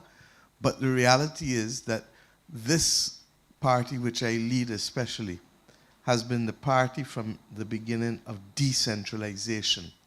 And that is why when others allowed the clinics in St. Joseph and St. Andrew to fall by the wayside, we said, no, we need to make sure that wherever possible, people can have access to decentralized services. There are people who say that all magistrates' courts should be in town because all buses go to town. We say no, because there is merit in a magistrate being in a district, getting to know the families, getting to know the troublemakers, getting to know the good ones, getting to know everybody, because context is everything. So I really want to support the recommendation for us to work harder to be able to find it possible to facilitate cross-country movement in a better way than we have done before. And if we felt that it was a little too complex for our brains alone to achieve, the artificial intelligence, the AI, now allows us to be able to plug in all of the metrics, all of the data, and to begin to give us better solutions. And that is, I said, without prejudice, Rommel, to you asking, please, the Transport Board to have one of those 2 buses extended to Society, if not both, because quite frankly, one starts from Oistins and the other starts from 6 roads. And I also do believe, like you, that, for example, when St. Philip regathering comes around in July, the people from St. John may want to go down to St. Philip. You understand? And it will give more, especially since St. Philip believed that Calypso begin and end there, and it's crop over time. You understand? So people will want to go down. So let us get some of these small things to happen without prejudice to us working on a more comprehensive manner to optimizing the routes across the country. I also want to say to you that I've asked for a report. As you know, we are in the process of trying to transition to a mass transit authority from the Transport Board, which will involve, once we have the discussions with the unions, enfranchisement, and a whole host of other things, but really letting government focus on regulation and letting ordinary citizens be responsible for ownership of the buses and the operation of the buses. And if we have to provide financing, we're prepared to do what we have to do. But suffice it to say that these things, once they start to happen, will probably cause us to also step back and look at the dedicated school bus. Where's my brother from just now, from Lodge? The dedicated school bus system to which you referred just now. Because the government pays about, I think, William, it was about $5 million a year we pay about $5 million a year in school fee, in transport board fees for school children. And if we isolated that amount and go out to an RFP for persons to provide a school bus system for us, recognizing that the island can be divided into quadrants, and it may mean the transfer system to which you referred, and the transfers ought to be looked at in any event as a regulated fee to add on to the thing, rather than making a person pay 2 fares outright coming and going. So I thank you for these thoughts. As I said, that's why these ideas forum are here. The government continues to assert we are not omnipotent, we're not omniscient, we don't know everything, we're not all powerful. And therefore, by your sharing these things, we can take it and see what can work and how we can build on it. So thank you very much, my brother.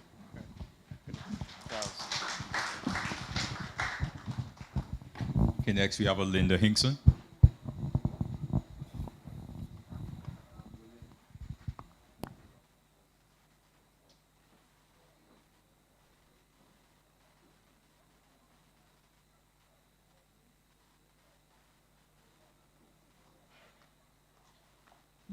Good evening. Good evening to the Prime Minister and the other persons.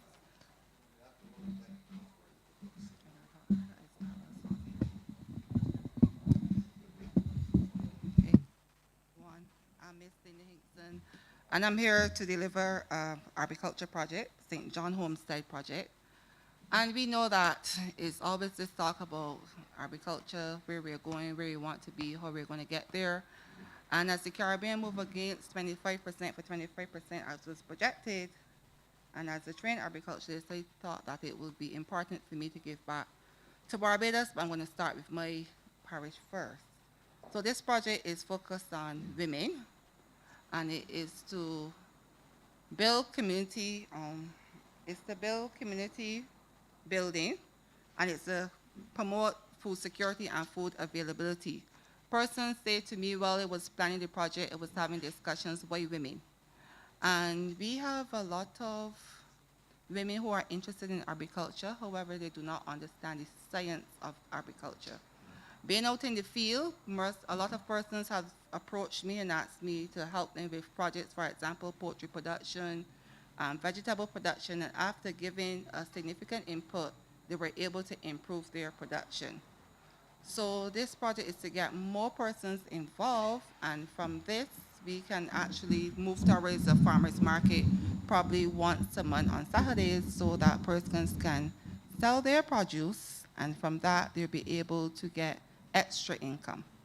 So the project is going to be, well, the projection of the project is going to be divided into 2 parts.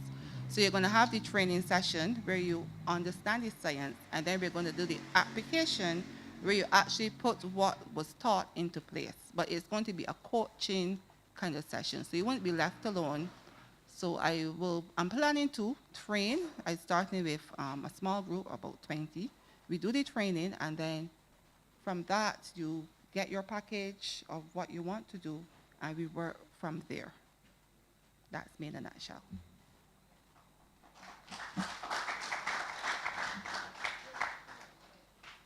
Linda, I just have a few questions for you, because what you've said is obviously very impactful, in given the fact that we've highlighted agriculture being a very important aspect of the community in St. John. But I want to find out, just on a personal note, what has led you to the point where you feel empowered to, create a program for women in particular in agriculture? Well, agriculture was always part of my life as a child. I can safely say that as a child going to Grant Adams, I always had money through agriculture. From Shanrock days, my father used to work for Lloyd Allen, and I had a black belly sheep. I had the first giraffe pig, and like Mr. Allen used to always make sure he sent something for me. I had a red pole calf, so I could rescue buffalinos.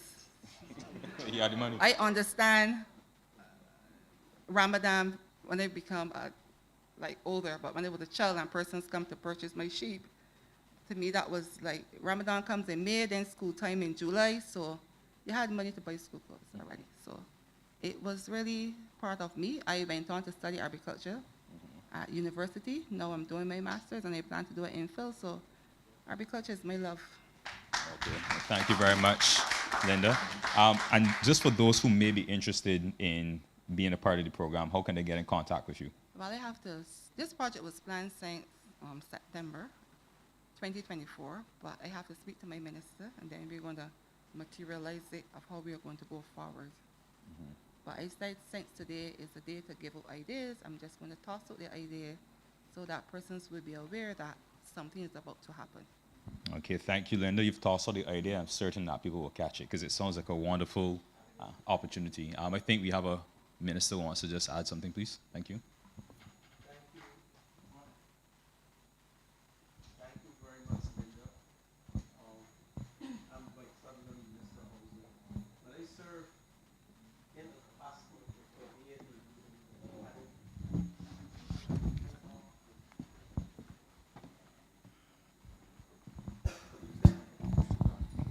Thank you, Linda. My name is Dwight Sutherland. I'm Minister of Housing. I serve in 2018. Thanks to the Prime Minister, gave me the opportunity to serve as the Minister of Commerce and Small Business. And what we did back then, we recognized we had a dearth in small businesses in this country.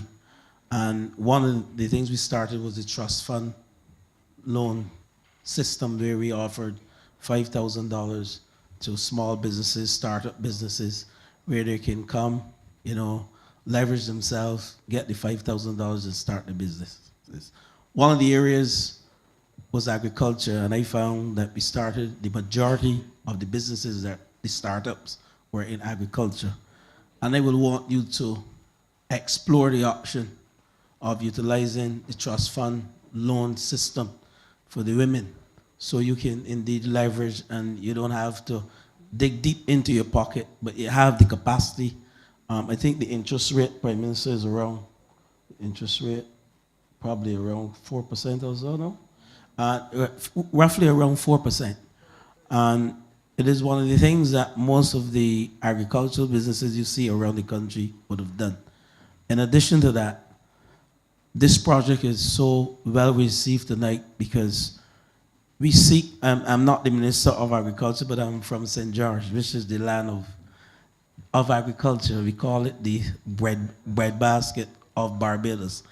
And I grew up with backyard farming, not just pigs and sheep, but we had produce and root crop production in our backyard in a small area. And I'm just interested in finding out from you some more. I don't want you to give out the details of your project because I know that is your project and someone else may listen to you, Linda, and want to copy it.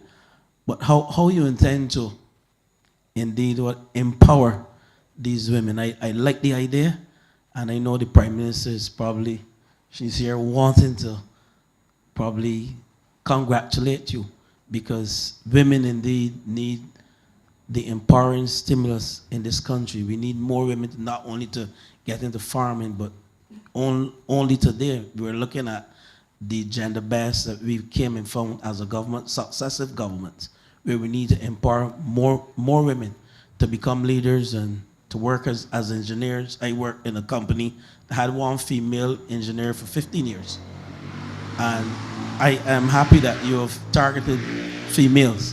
So I just want to hear from you some more on the project. It is well received by us, but give us a little more information and, with a view that we can support this project as a government. To have females empowered in the project would not be a difficult one, because we're going to move from an aspect of application of the science, because agriculture is a very heavy discipline, complex, math, chemistry, biology, and physics happening all at the same time. So I'm going to use the educational approach. Right, I'm going to use the educational approach. I'm going to let you understand the science, and from that, you're going to apply the science. So when you actually see things are happening and happening in the correct order, you feel the empowerment to do more. Because I had a friend back in the day, her grandfather leave pig pens, and it was just there, and I said to her, you can do a pig project. She said, but I don't know how to. I said, but you have me. I'm going to walk with you. I'm going to guide you. I'm going to hold your hand, and we're going to go through the process. I'm going to teach you along the way, and then you're going to apply the knowledge. And we did that, and she became a successful farmer. So it is about educating the person, make them become a critical thinker, make them want to do more, motivate themselves, want to move from one building block to the next building block. So if you start in a small scale and you're really willing, it's just the educational process to understand the science of farming. Because I have found that with most farmers, the downfall is, it's not about getting the funding, it's to understand the process of what you are doing. To be able to go out on mornings and identify things that are happening. For example, I said to my female farmers, if you came home and your piglets, you had a batch of piglets that gave birth earlier and they die, you can tell if it was born dead or if it died after birth. They said, Miss Nixon, how? I said, because if it was born and then it died, the lungs would have been inflated. You cut it open, you put it in water, it rises to the top. That's a simple analogy of how you will find that out. So when you give people the education, it empowers them to do more. They want to do more and more and more and more. Very good. Just wanted to add as well to what Dwight was saying is you just solidify the old adage that it's obviously better to teach a man to fish rather than to give a man a fish. And I think that's exactly what you'd be doing with your program to encourage people to get into agriculture and teach them how to do agriculture and why they're doing what they're doing. And it also reminded me of a parish speaks that we had some time ago. I don't know if you remember, Prime Minister, but a gentleman came up and said, you know, that he grew tomatoes and he did very, very, very well with the tomatoes. And he encouraged more people to get into agriculture. And I think that is something that we miss all the time, that how important and how lucrative agriculture can be. And even I remember Prime Minister Arthur encouraging people to get back to backyard, to growing things in the backyard. Even, not even to grow for sale, but even to grow for yourself, for your own consumption. Because when you grow it for yourself, you know what chemicals, if any, are there. You know what is coming in, and therefore you know by extension what you'll be consuming. So I think it's a fantastic program, and I wish you all the best, and I'm sure that Minister Griffith will be able to encourage and help with respect to the program. Very good, thank you. Good night, Linda. Yes, I know for years your passion as it relates to agriculture. And as Senior Minister would have just mentioned, I think you're fortunate, you and your ladies, because a couple of years ago, a project was started at Wakefield, Project Phoenix. And I have, every morning I traverse the area to come to work, and I'm pleased about the amount of work that those youngsters who are at Wakefield are putting into agriculture. There was an issue where there was no water. They had a conversation with the Prime Minister, and the Prime Minister offered a solution. And now all of the farmers at Wakefield, Project Phoenix, there's a level of water that is coming from a well in the same vicinity. So when you speak about using the technology with your ladies, you have an opportunity now to be practical in terms of using maybe an acre or 2 acres of land at Wakefield through Project Phoenix to do your farming. So we will have the conversation, and we will try to see the Ministry of Agriculture. There's an extension officer that is attached to that particular group, and we will see how best we can get your ladies involved, the physical side of it.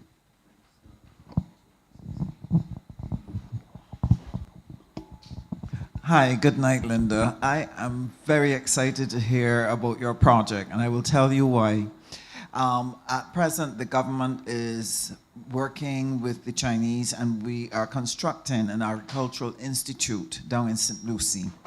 And it will offer agricultural training in everything that you could want to do, including short courses. And listening to you, it sounds to me like we might need to talk to you about whether you could be one of the people helping us with some training. Secondly, what we would want to do is be able to dialogue as to whether we can work with people like yourself who want to do something in your area and give you support, access to some of the resources we have there, access to some of the courses that we have there that can help empower and disperse agricultural training right across the country. So if you don't mind, I would like to get your contact information, and if there is some collaboration that would be helpful. The Hope Agricultural Station, we are aiming to have it ready by the end of the year. And we want to be able to help ordinary Barbadians to get involved in agriculture. We're also doing smart and technology associated with agriculture. All the latest techniques are going to be there. So we look forward to some form of collaboration with you. Okay, thank you. Thank you very much, Linda.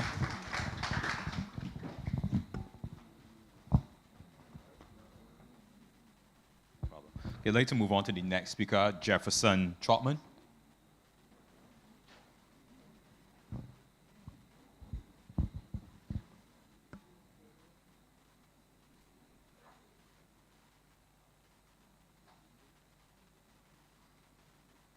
Good night. Protocols are established.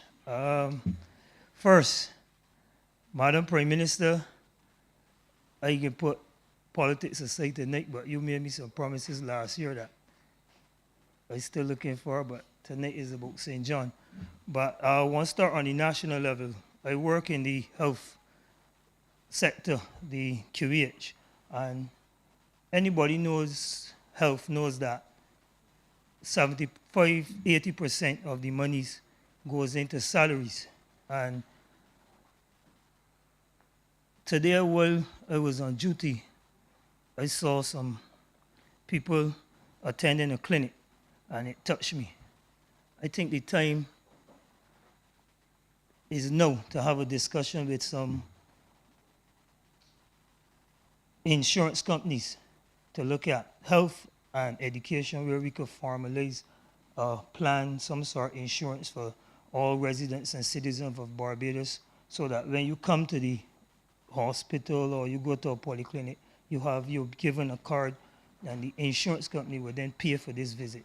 I don't know if that's something that we could really sit down as a government, as a people, and look at and try to design to take the burden off of government, so that, like I said, all citizens and residents of Barbados will be given an insurance card, and that would pay for your visit at the polyclinic, QEH, health, education, UE, whatever. St. John, sports, education. I currently coach basketball. I'm getting ready to help out with the football program because it's dying. And what I've found with the young people is that they're getting a lot of challenges with school and sport. They're not balancing both. And that is a challenge. I'm in the process of designing a lessons program, and I think we need to merge the two, sports and education. Try to push in the youngsters that education is very important. When I was growing up, my mother didn't have any money to send me lessons. And at this age, I would have loved to go on to lessons and go on with my education and be further in life, but it is what it is today. So for me, I would like to see where we could have a structured sporting program where you have people engaging in sports but still maintaining lessons, maths, English, and a foreign language. And we will monitor it through a grade point system, a grade point average system. You have to keep up your grades to be a part of the program. So if we say you're not doing well in school, then the sport stop for now, and we push you in the education aspect of it. Then you come back into the sporting program. Victor Houston went to school at the Garrison Secondary. He's a coach overseas. We need to tap into the diaspora where we could push people overseas. We need to have conversations with universities and colleges overseas and set up programs. You know, we send persons overseas, they send people here so that we could be exposed. I remember playing in Puerto Rico. We had a player, Jeremy Gill, play for Barbados. People came up to him and wanted to know what college he was at. He was that good. We have the talent on island, but we need to expand. We need to go further. I find that we have the youth that are very talented, but after that, everything just stops. We're not going on. We're not progressing. My next contribution is the at-risk youth in St. John, merely young men. We have the skills training program where we educate these youngsters how to drive tractors, operate bobcats, etc. And I think it's time we need to engage the Canadians, the Americans, the English in a farm labor program where we could, send these youngsters into Canada, into the UK, into America to work on the farms. So when you come out to school and you're not sound in your education, but we could design a program, a farm labor program where these youngsters could go overseas, drive the tractor, the bobcat, the excavators, or even work on the farms. I think that's something that I would like to see. I mentioned it to Minister Griffith. That is something that I would like to discuss with him and see how best we could get the young people in a program, a structured program, sending them overseas, bringing them back, letting them work in community with some other young people, giving back to society, and that type of stuff. But back now to sports, I want to say this to the St. John people, I'm very disappointed that a lot of you are not here tonight to speak your truth and to get across your message. I am extremely disappointed in the residents of St. John for not turning up. You understand? It hurts me deeply when I look in the crowd. I don't see a lot of St. John people, and I'm hurt by that. You understand? This was the perfect opportunity, I think, to come and say something and defend yourself and get your ideas and get going for the parish of St. John. There's so much I would like to touch on. I would like to touch on farming. I'm a small farmer, but time is limited. So, yeah, like rural development. I remember rural development was an area where we could have had funding, where farmers could go get funding, access funding. That is now closed. What's happening with that? So these are things people like in society, projects and programs, we need funding. The gentleman that spoke about the breadfruit, he said he's a small businessman, but there are not that many businesses in St. John that you could go to and get sponsors. And when you work in community, there's not a lot of funding. I try to get some funding for Charles for the netball program. We got some, but it's just not enough. Like I said, I want to start a comprehensive lessons program that calls for funding. Where do we access that money? How do we get that money? It's all right to say, work in community, do this stuff, do this, do that. But where the money is coming from? You can't. Back then, you could have given a child a sponsor worksheet and said, go and raise some funds. No, people see that as begging. We've gone away from the traditional Barbados. But I mean, the fastest way to raise money is through sponsor walks, through fundraising activities. But again, we have a lot of farmers in St. John, but they need the money. Where is that money going to come from? There's so much red tape. I remember a guy came to me, Fund Access. He wanted to get some money from Fund Access, but they wanted him to go and do a course. He might tell me he could hardly read and write. Of course, he could go and sit down in for 6 weeks. You understand? And he had a good idea. So I always had this in mind. We have a Ministry of Finance. We have a lot of economists and financial people in the Ministry of Finance. We need to structure a program where people that are not as educated as the others could access funding, and the project could be managed through the Ministry of Finance. Have the accountants, have everybody doing the books for the businesses, and manage that aspect of the business for the young people. But like I said, there's a lot that I would like to get into, but time limited, and I'm sure others would like to speak, so that's it from me. All right, don't move, Jeff. Let me just respond to some of the things that you mentioned. And I know your passion in relation to this. One of the things that Jeff forgot to mention is that he's a product of basketball at the court to the extent where he represented Barbados on the basketball team. We're going to work together in terms of fleshing out, yes, and he's on the wall that we celebrated yesterday. We're going to work together in terms of sports. I started St. John Development Council to be the umbrella body for the sports that are happening here at Gall. In terms of the lessons that you're talking about, yes, we have 1 or 2 youngsters, teachers who are prepared to give back. As soon as the community center is fixed and we're ready to go, then we will have that program in place. So I agree with you that we need to build out the sports. St. John Sonics is basically on its deathbed, and we need to get the football up and running again. Evans, his program is up and running, but I'll work with you in terms of triggering a new look in terms of what is happening with sports at Gall Hill? Griff, the other thing that I want to mention, I heard you said it last night.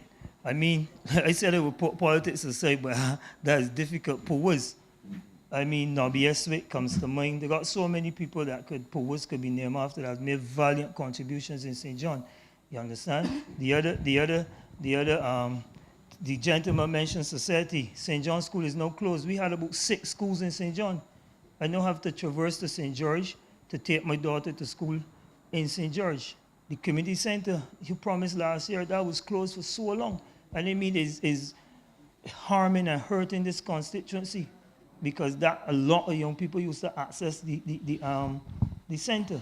The pavilion is too small for everybody to use. The other thing you earmarked, the zone you said is for vending. I don't think it's a good idea.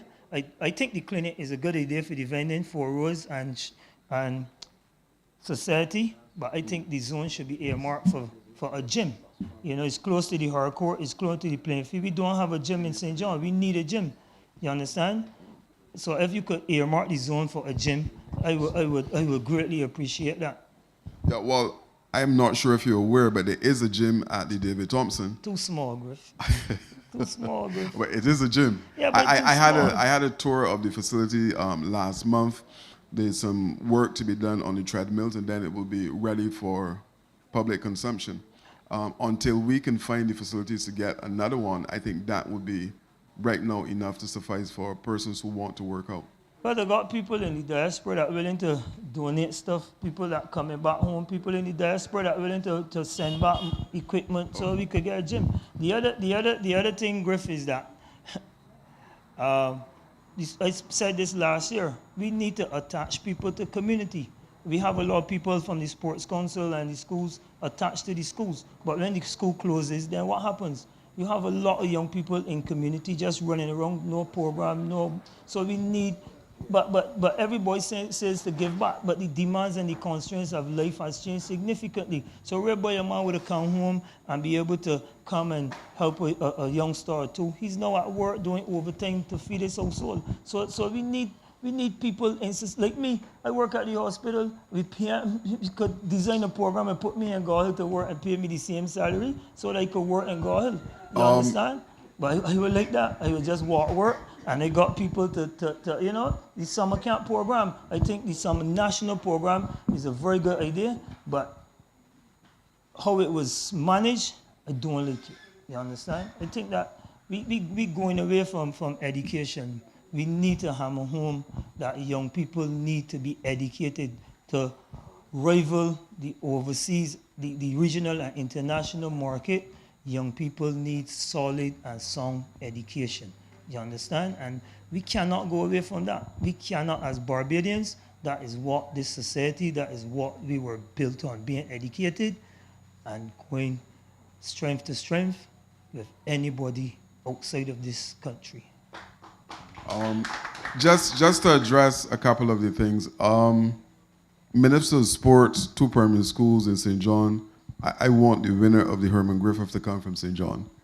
I have asked Cultural to attach one of their players to both primary schools in relation to developing cricket. Now, I agree with you in terms of the coaching. I have asked Sports Council to look at how we treat the coaches in the school. Because when you go into the school as a coach from the Sports Council, you're spending like an hour in the school. 15 minutes for the youngsters to come out, another 15 minutes to change.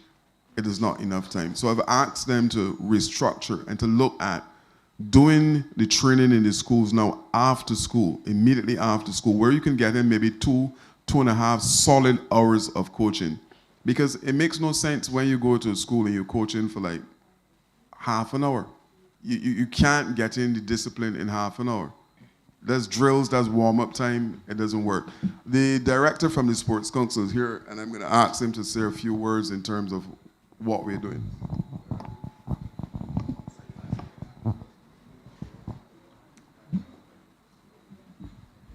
Good evening, Prime Minister. Good evening to everyone. As far as the program for the community is concerned, that program will be rolled out in its entirety from September. We are currently working on it. We are aware that the 1 or 2 hours spent in the school is just not enough. However, as you can see here at Gall, one of the reasons why the government decided to build the mini stadium is to facilitate sports after normal hours, late into the night. I know Gall is one of the facilities that is used, the courts especially. So we are working to get all the others up to scratch. And I can assure you that our coaches will be out in full force from September this year to address the whole issues of sports in the communities. Well, I hope that when they come to community, that they come to community willing to work, willing to understand the community. That's the next step. You know, you just come, like I have persons in my netball program, and you have, man, tell she don't come back. But when I tell a young person don't come back, it hurts me. First thing, I have to understand what's going on in that household. I need to understand what's going on with that young lady before I just send her away. You understand? So we need to have conversation with these young people. I have to go and check the statistics on the amount of young persons that under 18 that's going through depression. You understand? And it's significant. And why? You know, we have to be caretakers for these young people. They are the future. And when I see young girls come into to netball, I mean, even the whole country, how they dress, how they carry themselves, these are young women. And sports in Barbados is in a bad, bad state. You understand? It's no fault of I think, the government. I think it's the society on the whole. It's how we approach things as a country. And the thought process needs to change. And again, it starts with education. Once you're educated to a certain level, then you have a certain level of understanding, then a certain level of carrying yourself, and it builds and it builds and it builds. So we need proper people in society, and we don't need to get a coach because he is somebody's friend. We need people that actually care about people and investing in the young persons of this country. You understand? The time has come where we can't just put anybody around these young people. Jeff, I can assure you that our coaches have been mandated to look at the social component of their coaching as well.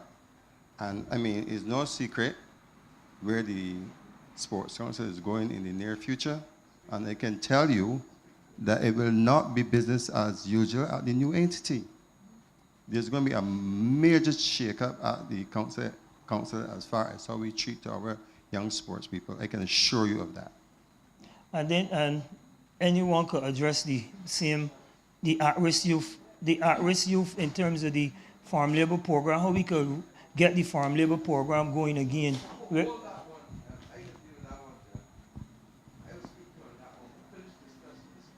Yeah, but sports, like I said, sports, like I played basketball, and Griff, you mentioned that you have a committee and stuff.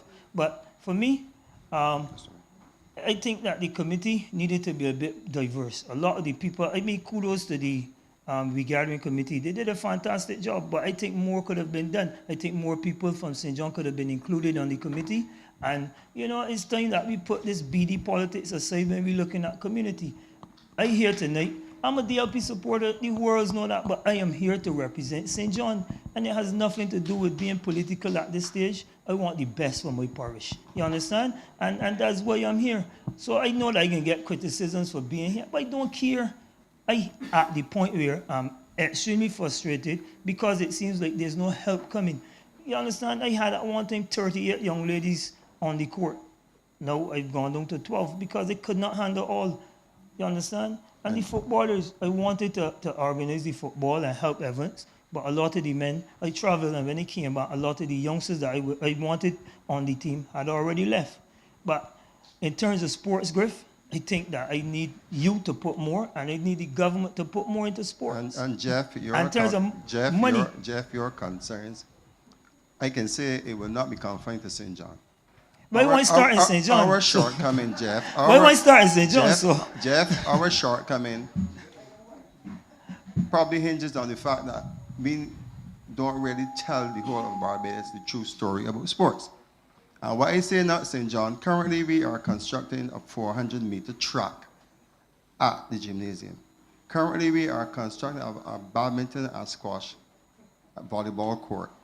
We are also constructing a netball facility with what used to be the netball stadium, which should now be a multi-purpose facility for netball, volleyball, and basketball. So I'm saying there are a lot of things that are happening. We are on the verge of starting the construction for 5 or 6 dedicated football fields. One of the 400-meter tracks is to be constructed in St. So there's a lot happening. So it can't be confined to St. John. But I'm telling you that I have a minister of sport, my minister, who makes my life miserable. And he doesn't concentrate on St. John only. He calls me about every single parish in St. John. And he sends me a message at 1 o'clock, 5:30 in the morning. Before him, there was only one person who used to do that. That's the Prime Minister. So I'm hoping that the other ministers would catch on. There's a lot happening, Jeff, and I'm telling you that when you come back here next year, I'm telling you, unless you don't have a good conscience, you'll be seeing a lot of complimentary things about sports in Barbados. Just let me follow up, Jeff, in relation to what you're talking about. I can't say that you have 4 cricket fields in Barbados with a practice facility like that. But you talk about spending money. Government, first government, probably the only government in the Caribbean that gave... Leave politics, Greg. I'm dealing with... You asked about the spend, brother. I'm going to give you some facts about the spend. This isn't dealing with the politics. $25,000 to every national federation on island for developmental purposes. Then we turn around and we give $5,000 to clubs. It can't be politics. We give everybody, right? When you look at the gym that we have at the bottom here that is being spread across the country for persons who can't maybe afford a gym, but they're using their body weight to get healthy. We're doing that. We took road tennis to a level where over 32 countries were watching the finals. I'm in the process of meeting all of the national federations because we're about to develop a sports app that all of us could sit down home and see what is happening in relation to sports in Barbados on a particular night. I went to bodybuilding last month or early this month, and I was concerned that we had absolutely no tourists in the audience. International event, over 100 countries were carrying the feed. And we're developing an app now that will allow, similar to if you're watching basketball, that you can go on and see what's happening in the NBA, NFL. We're developing a sports app that we're going to put across the country that every single person could sit down home and say, well, okay, today is Sunday, I'm going to go to the gymnasium and watch the finals. We have negotiated with CBC, and for the first time you're seeing local finals are being carried on CBC. Your basketball, the finals were coming on CBC. So there's a lot that is happening in sports, and you will see it as it unfolds because we are not finished yet. There's a whole range of things that we need to do. I have asked Jamal Smith, who is now with Cricket West Indies, to do a program to develop young cricket coaches because we had a problem where a cricket match is playing from here and the youngsters are looking in the pavilion to the coach to see what to do. And I said, look, there's a need for us to develop a cricket captain program. And Jamal, my last conversation, he said that Cricket West Indies heard about it and they're putting something in place similar. We have a cricket academy at the Old Sports Council. 5 bowling nets, 2 bowling machines to develop cricket. So government is doing more than ever in terms of the cricket project on this island. So when I hear you say that, I smile because maybe what I need to do is to get my PR team to kick up what we're doing a little more so that people will be fully aware of what government is injecting into sports on island. And I'm going to do a tour because I saw a message recently that said we're not putting money similar to you in sports. And you heard the director. Netball stadium, we're doing additionally 2 400 tracks, one in the north, one in the east. We're putting together some dedicated football fields because we believe that football is one of those areas that we can get our young people to travel. So hence we're looking to do some dedicated football fields because if we come to culture and we play the Prime Minister's Cup here. Then the next year you're going to hear culture saying, but you have a lot of spikes on the track. And we're developing them. There's a field at MTW that is just loitering. That is one that is earmarked for the dedicated football field. And you're going to see that things are going to go. If you believe that the Prime Minister's Cup was big, then this year you're going to see something that is enormous in terms of us tweaking and making sure that we have product that is fit for purpose, absolutely fit for purpose. A lot of the old practices that you're seeing, we're pivoting away from them. I was in Trinidad to Carifta, and they asked me to come and speak to the swim team, and I walk outside and I'm like, where's our national team? I can't see it. They said, it's right there. Our national swim team was in green, and I couldn't understand it because we're not Guyana. So I'm saying there's a lot of work that we need to do in terms of the federations of arts and sports council to put training in place, because government can't do it all. And if there's a situation where the national federations can bring teams to Barbados to play at our gymnasium, then we are dealing with sports tourism. We're building out the plant there in a significant way. Come September, we're taking up the floor to put in a new flooring because it is bad. We're going to bring a cover to cover it so that when additional shows are happening at the gymnasium, they don't impact the floor of what is there. So this sports project in Barbados is alive and moving in the right direction. All of us are heading north. Yeah, the other thing, Griff, sports. When you watch cricket, you follow cricket on island on weekends, you see the spectatorship is down. I think sports need to move to a parish level.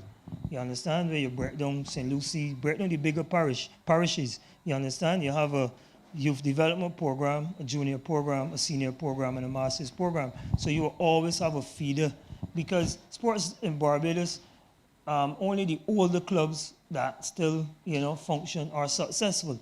But these young clubs coming in and quickly, they're just falling on the wayside. Then you have players that say leave St. John Culture, because St. John Culture said, look, we got to practice 4 days a week in order to make the team.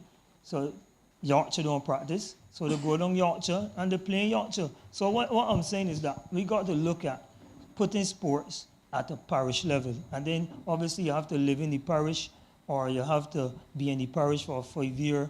Men got girlfriends, wives, and don't live together, etc. So I think, because when you drive around Barbados, so I follow St. John Culture around Barbados. I went to Orange Hill a couple of Saturdays ago. When he got on there, there wasn't a lot of people. So if we could get sports at the parish level, I feel it would be easier to fund the discipline, because if you got cricket, basketball, and all the sports under the same parish, so that means that you got committees, and then you got a main committee and subcommittees, then funding is easy and accessible to all. All right. Two things quickly. You mentioned community. In the next couple of weeks, there will be a Block T20 competition that's being coordinated by Courtney Brown that is happening across the island. So this is an attempt to do a couple of things. One, unearth new talent, and two, maybe, if possible at this time, to breathe some new life into the BCL, because we know that it is a dying product. The Block T20 is to get individuals from off the blocks involved, 1 or 2 youngsters who got the skill sets involved. But the important part of it is to have mentors now come and speak to the youngsters in terms of not only cricket, but life. How they treat to moving in a totally different way. It's a structured activity that we're running across the island, the block. Every single parish will be involved in the process. The last thing I want to speak to you about, you talk about the unstructured group. We have an initiative at the ministry called the Block Committee, the Block Transformation Unit. And I would have brought them to St. John as well to speak to a number of blocks in the parish of St. John that they're working island-wide. And several youngsters from on the blocks in St. John are now at SJPI, BCC, or Vocational Training Board doing vocational work. And I'm saying this to you to say that as long as there's a need in terms of youngsters who are deemed to be at risk or on the blocks, there are facilities in place. Every single thing that you can think about in terms of young people on this island. Not because I am, but the Ministry of Youth and Sports are taking care of all of that. I'll finish now. We had the event here yesterday, and you saw two young individuals, one male, one female, who were emceeing the program. And I felt there was a need for us to move away from having the old faces that you see emceeing programs across this country. And we started a youth MC program.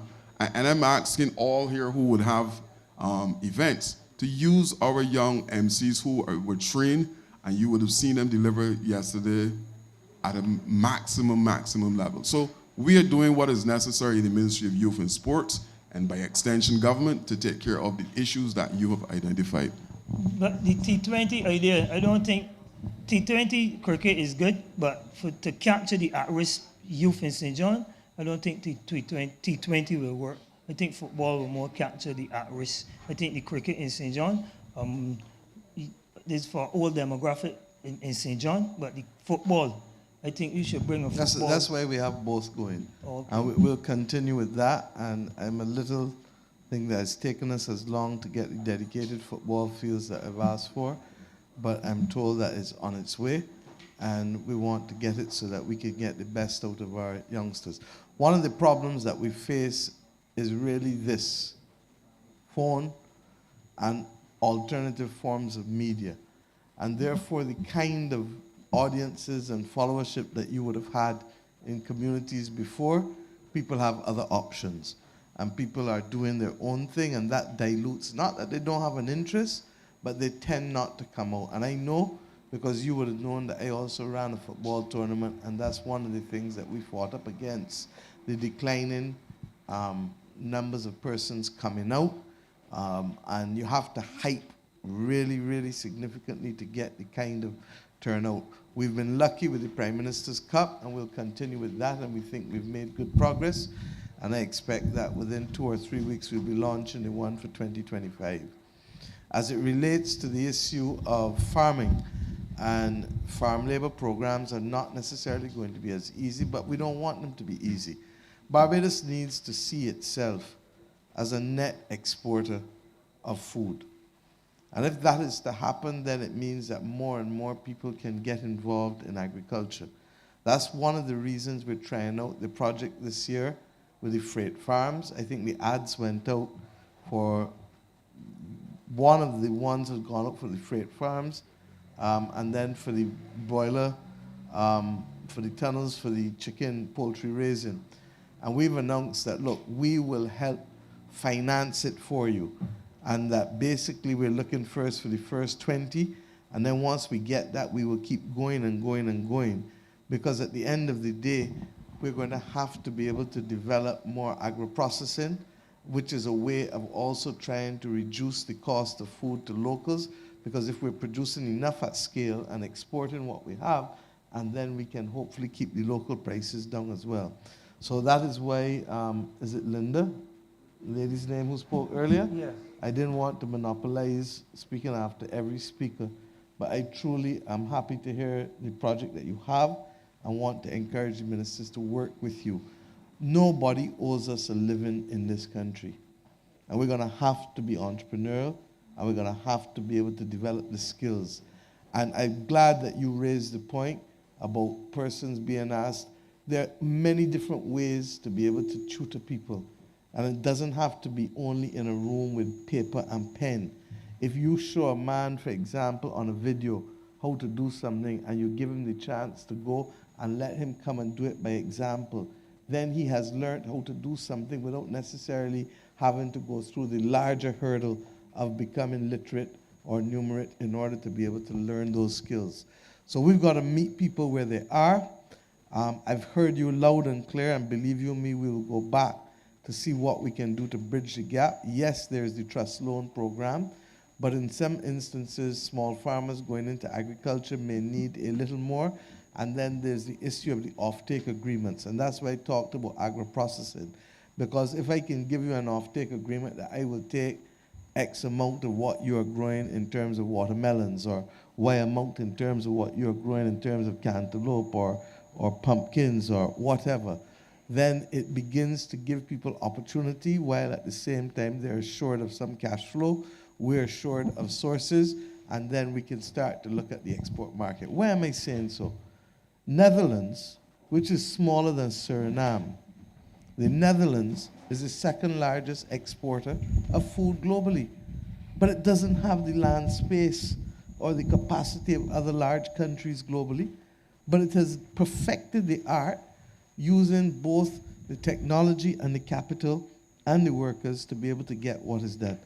I believe that Barbados' geographical position gives us a special advantage with respect to the exporting of foods, both what we grow here locally and what we can import and process to also aggregate with what, or to add with what we grow here locally.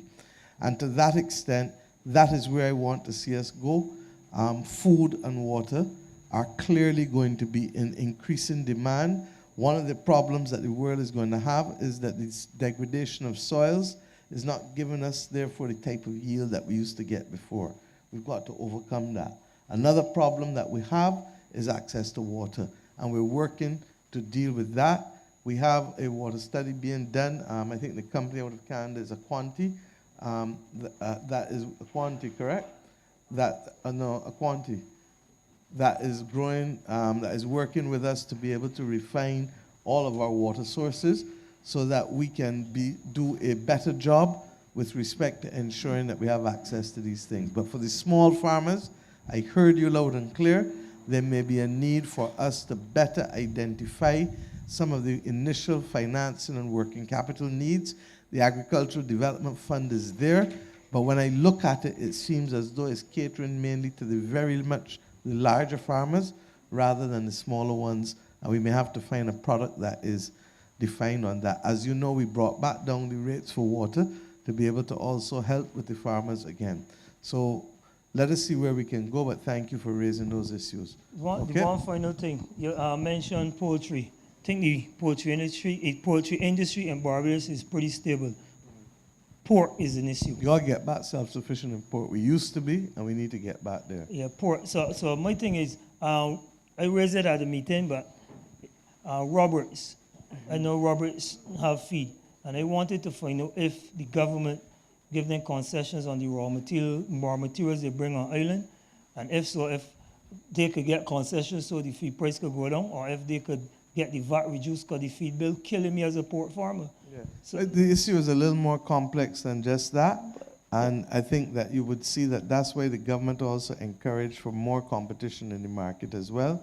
But I hear you, and trust me, there are some other issues, as I understand it, that also have to be done. I'm sorry that the Minister of Agriculture couldn't be here tonight, but we are directly addressing the issue of how to become self-sufficient in pork again. And competitiveness is going to be at the core of the BERT 3 program, and therefore, if it's at the core of that program, we've got to look in every sector to see how we can become more competitive in order to be able to take our claim in the market.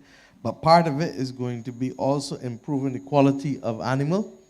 You know that, I know that, and there's some things that we have to do there that we have not done in the last few years to put us back at the top. Okay? Thank you, Jefferson. And I also heard your plea for community-based coaches rather than having people whose passion is in sports working in areas that they are not as passionate about. Thank you. And Griff, I want your court repair. I'm glad you see that we can live together as B's and D's. In this forum. Thank you very much, Jefferson. Thank you very much, Jefferson. And Jefferson is actually our last speaker, so we're way to close out.